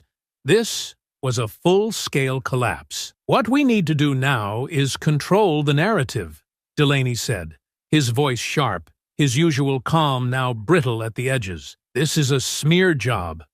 That's what this is. The media is twisting what happened, making it into something it's not. You've all seen these headlines. They're making us out to be criminals. A heavy silence followed. Then, finally, someone broke it. This ain't a smear job, Officer Martinez said, his arms crossed over his chest, his gaze unblinking. It's the truth. A shift in the room.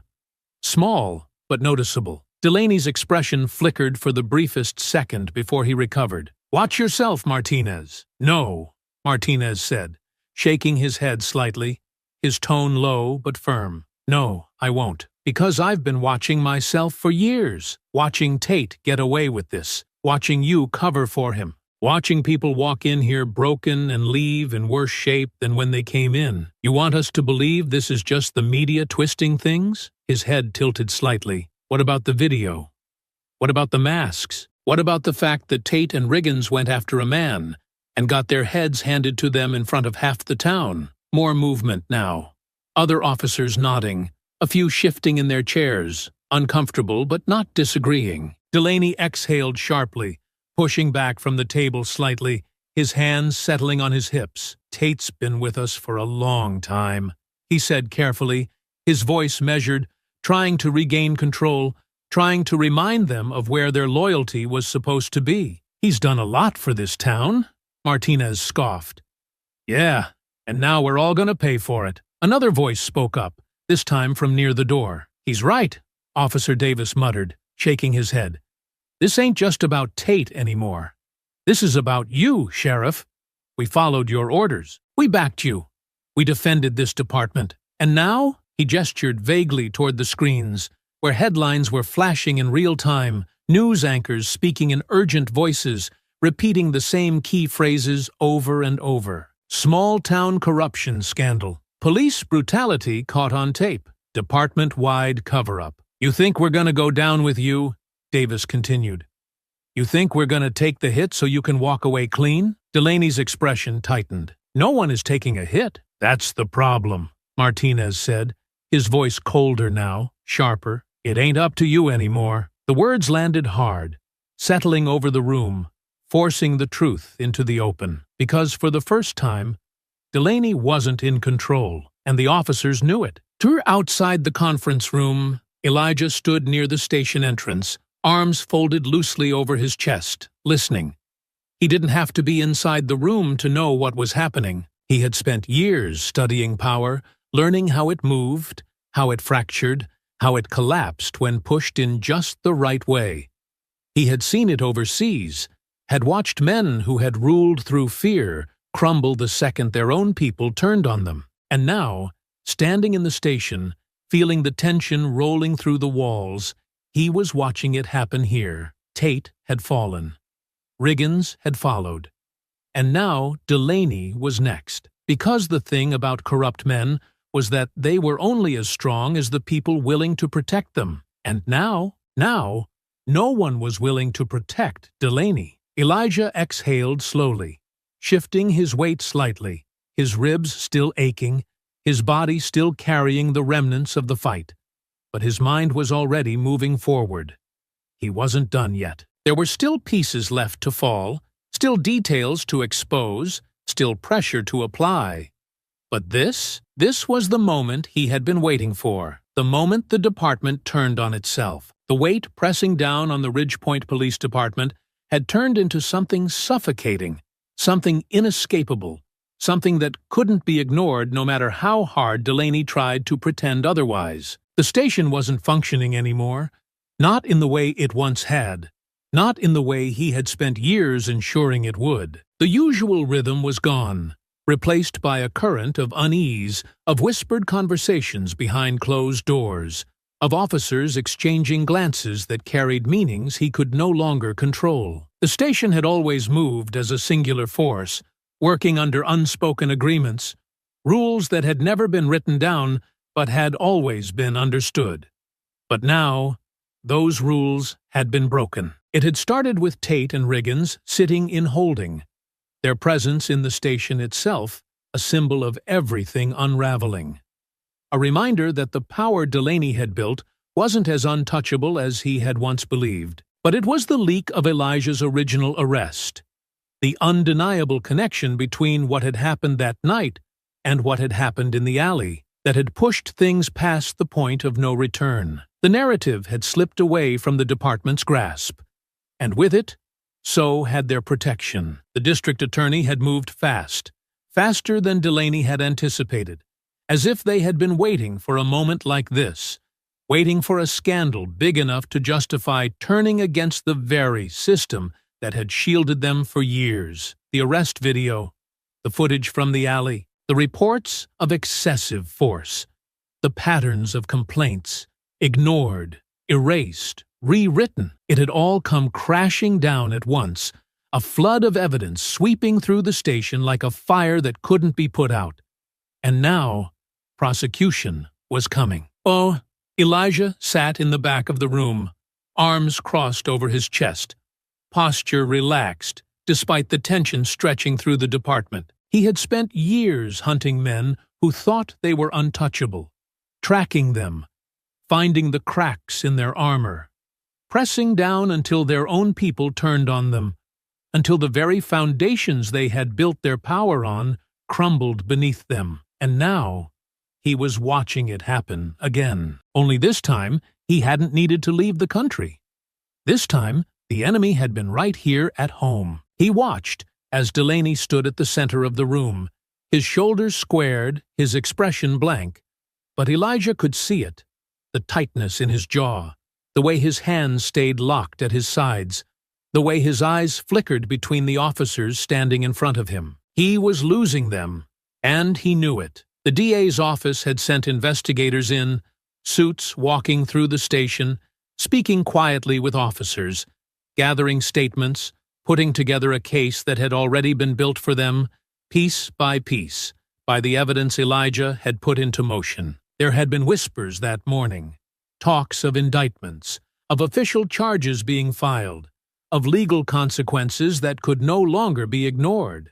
But it wasn't until Tate and Riggins spoke that everything truly broke apart. Chattered, the confession came in fragments, in hushed voices, in the desperate, panicked words of men who had run out of places to hide. Riggins broke first. Elijah had expected as much. He had seen the weakness in him from the beginning, the hesitation, the reluctance, the way he had followed Tate, but had never truly belonged to the same kind of ruthless certainty that Tate had carried so easily. He had seen it in the alley, The way Riggins had frozen just before throwing the first punch. The way his body had hesitated in the moment before violence, as though some part of him had known even then that they were walking into a trap, and now he was the first to turn. "We didn't decide to go after him," Riggins muttered, his voice hoarse, his hands pressed flat against the table, his fingers twitching as if he was barely holding himself together. "It wasn't us. We didn't come up with it." Across from him, the DA's investigator leaned forward slightly, his expression unreadable. But Elijah could see what was happening. They had already known the answer, but they needed to hear it from Riggins himself. "Who gave the order?" the investigator asked, his voice even, patient, as if he already knew what the answer would be. Riggins swallowed hard, his throat bobbing, his breath shaky. Then, finally, the words that changed everything. "Sheriff Delaney." The room shifted. Elijah could feel it, even from where he sat. Delaney had spent his entire career ensuring that if something ever went wrong, he would never be the one to take the fall. But now he had just lost the protection of the men he had sent to do his dirty work. And Tate, for all his bravado, for all the arrogance he had carried, wasn't far behind. "You think I was going to take that heat alone?" Tate scoffed, his voice sharp, his usual confidence cracked at the edges. "You think I was the one calling the shots? We were just following orders. This whole thing? This whole mess? You think it started with me?" He let out a breath, shaking his head, his jaw clenching. "I didn't come up with the plan to go after Cole. I wasn't the one who said we had to shut him down before he could do more damage. That wasn't me. That was Delaney." And just like that, Delaney's empire collapsed. The station was in turmoil by the time the press got a hold of it. The footage had already done its damage, but now the confession had sealed it. The press conference was scheduled within hours. The DA's office had moved swiftly, publicly announcing that charges were being filed against Delaney, Tate, and Riggins, the words ringing over the station's intercom as the news broke across every channel, every online outlet, every screen flashing with the same headline. "Sheriff Delaney indicted in police brutality scandal." Elijah watched from the front steps of the station as the town absorbed the truth. People had gathered, some watching from the sidewalks, some speaking in hushed tones, some staring at the station itself as though they were seeing it clearly for the first time. He exhaled slowly, the tension in his shoulders finally releasing. This had never been about revenge. Not truly. This had been about justice, about forcing the town to confront what had been happening beneath the surface for years, about making sure that the people who had wielded power like a weapon could no longer hide behind it, about ensuring that when the dust settled, no one would ever forget what had happened here. And now it was time to finish this. The court dates were set, and Elijah would make sure that when Tate, Riggins, and Delaney walked into that courtroom, they would never walk out the same. The courthouse was filled to capacity, the weight of the moment stretching into every corner of the room, pressing into every seat, every breath, every glance exchanged between the people who had gathered. Not just the officers, not just the attorneys, but the townspeople, the ones who had seen this unfold in real time, the ones who had spent years watching injustices they had never been able to name, never been able to fight. Elijah sat near the front, his posture steady, his breathing controlled, his mind sharp, because this was the moment everything had been leading toward. He had chased justice across continents, had brought war criminals to their knees, had witnessed systems collapse under the weight of truth, but this was different.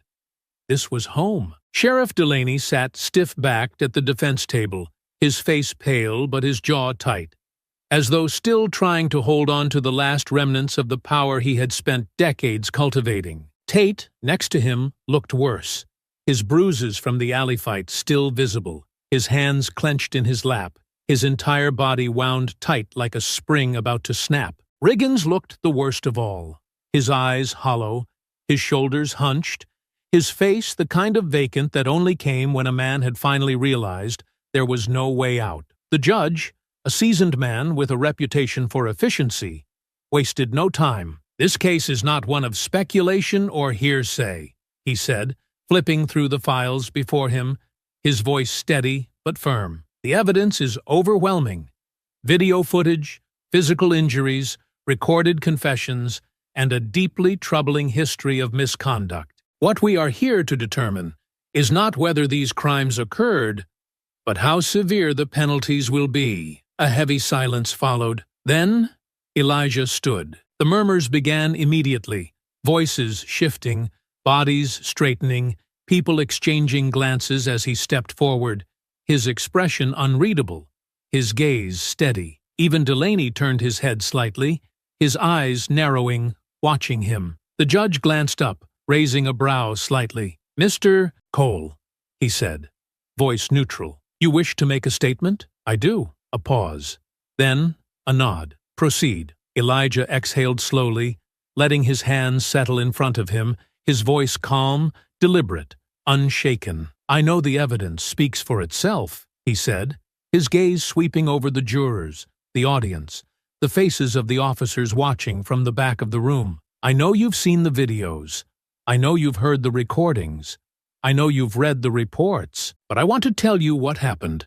Not from a screen, not from a headline, but from the man who lived it." He let the words settle, let the weight of the moment sink in before he continued. "This didn't start in that alley," he said, his voice controlled, steady, but carrying the kind of force that demanded to be heard. "It started in broad daylight, in a gas station I've been going to since I was a kid. I walked inside, paid for my things, handed the cashier a $20 bill. I didn't think twice about it." He exhaled slowly. "Because why would I?" He turned slightly, facing the defense table now, his gaze locked onto Delaney, onto Tate, onto Riggins. "And when they showed up, they didn't listen either." Tate's body went rigid. "You didn't ask me a single question," Elijah continued, his voice cutting through the silence like a blade. "You didn't check the bill.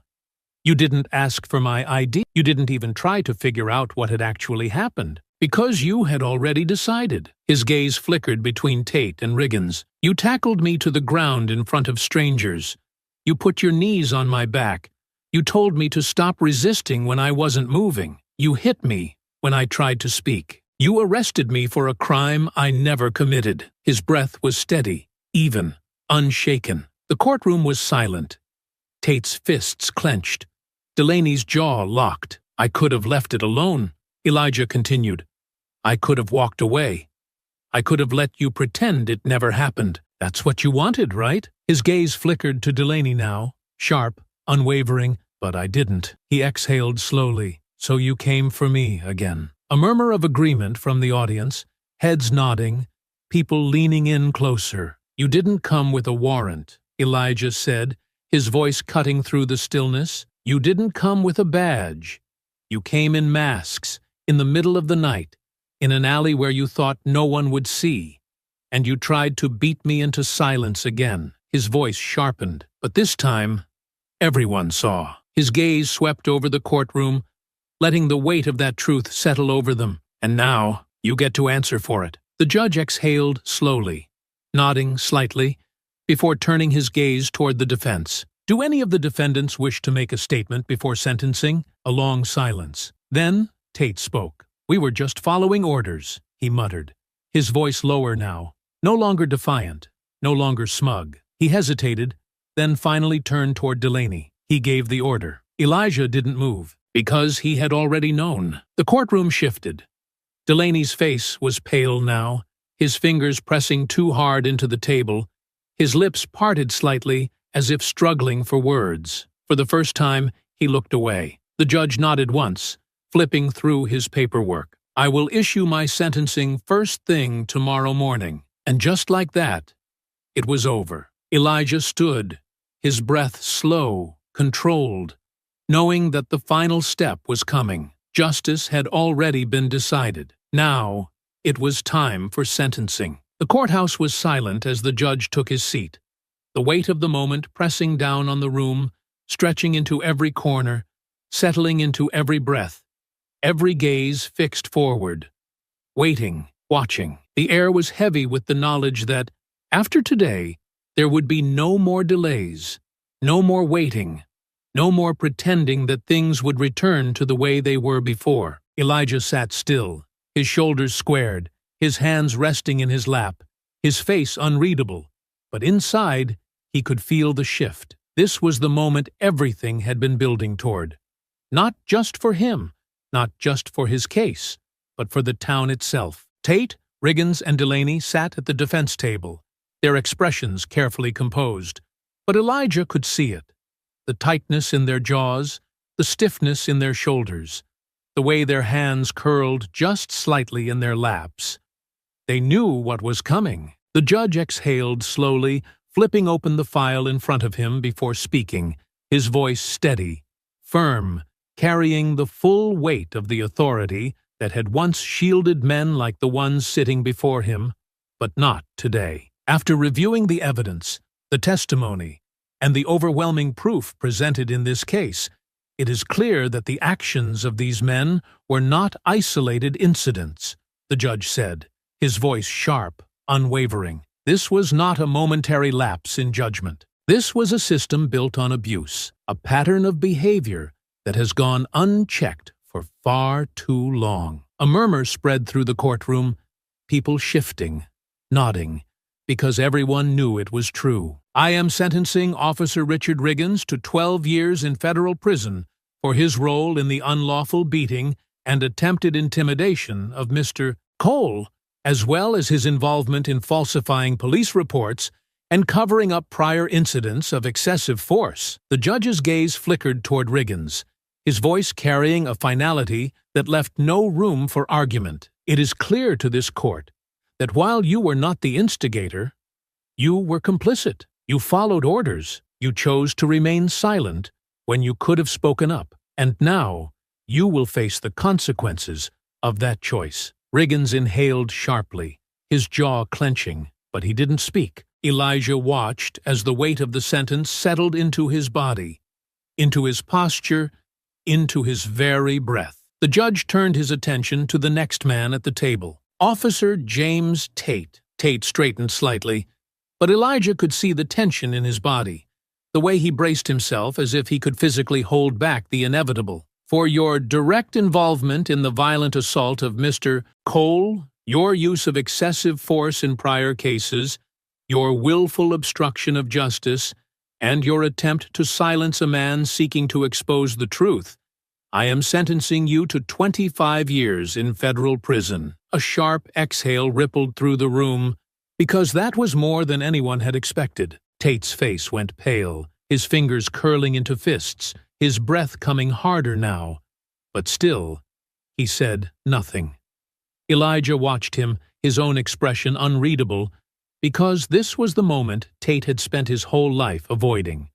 The moment where he was no longer the one with the power. The judge turned, finally, to Delaney. The silence stretched longer now, thicker, the weight of it settling over the entire courtroom, because this was the one that mattered most. Sheriff Thomas Delaney, the man who had built Ridgepoint's police force in his image, the man who had turned a blind eye to corruption, to violence, to cruelty, not just in this case, but in dozens of others that had never seen the light of day. The man who had wielded his badge like a weapon, always protected, always untouchable, until now. The judge inhaled, his fingers pressing slightly against the desk, his voice sharp, deliberate. Sheriff Delaney, your leadership of this department was not just negligent, it was criminal. You did not just fail to prevent misconduct, you encouraged it. You did not just look away from corruption, you enabled it. And when the truth threatened to expose you, you orchestrated a violent attack against an innocent man to protect yourself. Delaney remained still, his jaw locked, his hands pressed flat against the table. But Elijah could see it, the realization, the moment he finally understood that he would not be walking away from this. This court finds you guilty of conspiracy to commit assault, obstruction of justice, abuse of power, and misconduct in office. The judge continued, his voice unshaken. For these crimes, you are hereby sentenced to 40 years in federal prison. The courtroom broke. Gasps, murmurs, reporters scribbling notes, people shifting, voices rising just under the threshold of control because no one had expected it to be this severe. Delaney's body went rigid, his breath slow, sharp, his face a mask of controlled fury. But it didn't matter anymore, because it was done. Because he was done. Elijah sat still, watching, absorbing, feeling the moment settle into his bones, because this was what justice looked like. For years, the town had operated under the unspoken rule that men like Delaney would always win. That no matter what happened, no matter how many times the system failed the people who needed it most, no one in power would ever have to answer for what they had done. But today, they had answered, and they weren't walking away. Outside the courthouse, the air was different. Reporters gathered in clusters, cameras flashing, voices carrying over the steps as people talked, processed, tried to make sense of what had just happened. There was no celebration, not yet. But there was something new, something that had never existed in Ridgepoint before. Hope. Elijah stood at the edge of the courthouse steps, exhaling slowly, letting the weight of the moment settle over him. Not as something heavy, but as something final. It wasn't just about him anymore. It was about the town, about what came next. And for the first time in a long time, Elijah knew that whatever happened next, it wouldn't be written by men like Delaney, because they were gone. And now, it was time to rebuild. The bell above the gas station door jingled softly as Elijah stepped inside, the cool air from the overhead vent washing over him, carrying the scent of motor oil, coffee, and faint traces of cleaning solution. The place looked the same. Shelves stocked in neat rows, racks of snack foods lining the walls, the same hum of the old refrigerator at the back barely noticeable over the quiet background noise of a local radio station. But it wasn't the same. Not really. Because Elijah had walked into this store once before, had stood at this very counter, had handed over a $20 bill just like he had done 100 times before, never expecting that one transaction would change everything. His eyes flickered toward the front counter. A woman stood behind the register, mid-40s maybe, brown hair pulled into a low ponytail, tapping at the screen as she entered something into the system. She glanced up as he approached, offering a small, polite nod. "Afternoon," she greeted, her tone casual, routine. "What can I get you?" Elijah studied her for a second, absorbing the fact that it wasn't him, the cashier, the man who had called the cops on him without hesitation, who had assumed the worst before even checking the bill, who had set everything in motion with a single phone call. He was gone. "New here?" Elijah asked, keeping his voice even, measured, as if he were just making conversation. The woman glanced up again, brow slightly furrowed before she nodded. "Been here a few weeks," she said, shifting slightly as she pulled the receipt tape from the register. "Took over after the last guy got let go."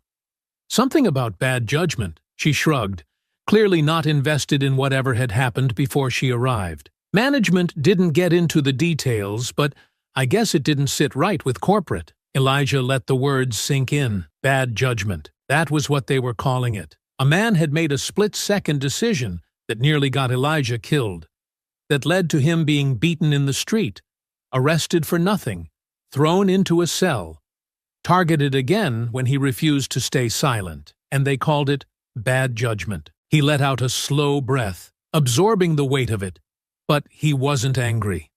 Not anymore, because that man was gone, because for the first time in a long time, actions had consequences. Because Ridgepoint, the town that had once been a place where men like Delaney and Tate could do whatever they wanted, where the rules had never applied to people with power, was finally changing. And that was enough. Elijah glanced at the rack of bottled water near the counter, reached for one, and placed it on the counter. The woman rang it up quickly, sliding the receipt toward him with another nod. "Anything else for you?" Elijah considered it for a second, then shook his head. "No," he said, sliding a few bills across the counter. "I've got everything I need." She gave him a polite nod, then turned back to the register. Elijah picked up the bottle, pushed open the door, and stepped back outside. The sun was bright overhead, the heat rolling off the pavement, the air thick with the scent of gas and fresh-cut grass from somewhere down the road. He took a deep breath, long, slow, steady, then exhaled, feeling something settle inside him, something that felt a lot like peace. He had come full circle, but this time he was walking away on his own terms. I hope you enjoyed that story. Please share it with your friends and subscribe so that you do not miss out on the next one. In the meantime, I have handpicked 2 stories for you that I think you will enjoy. Have a great day!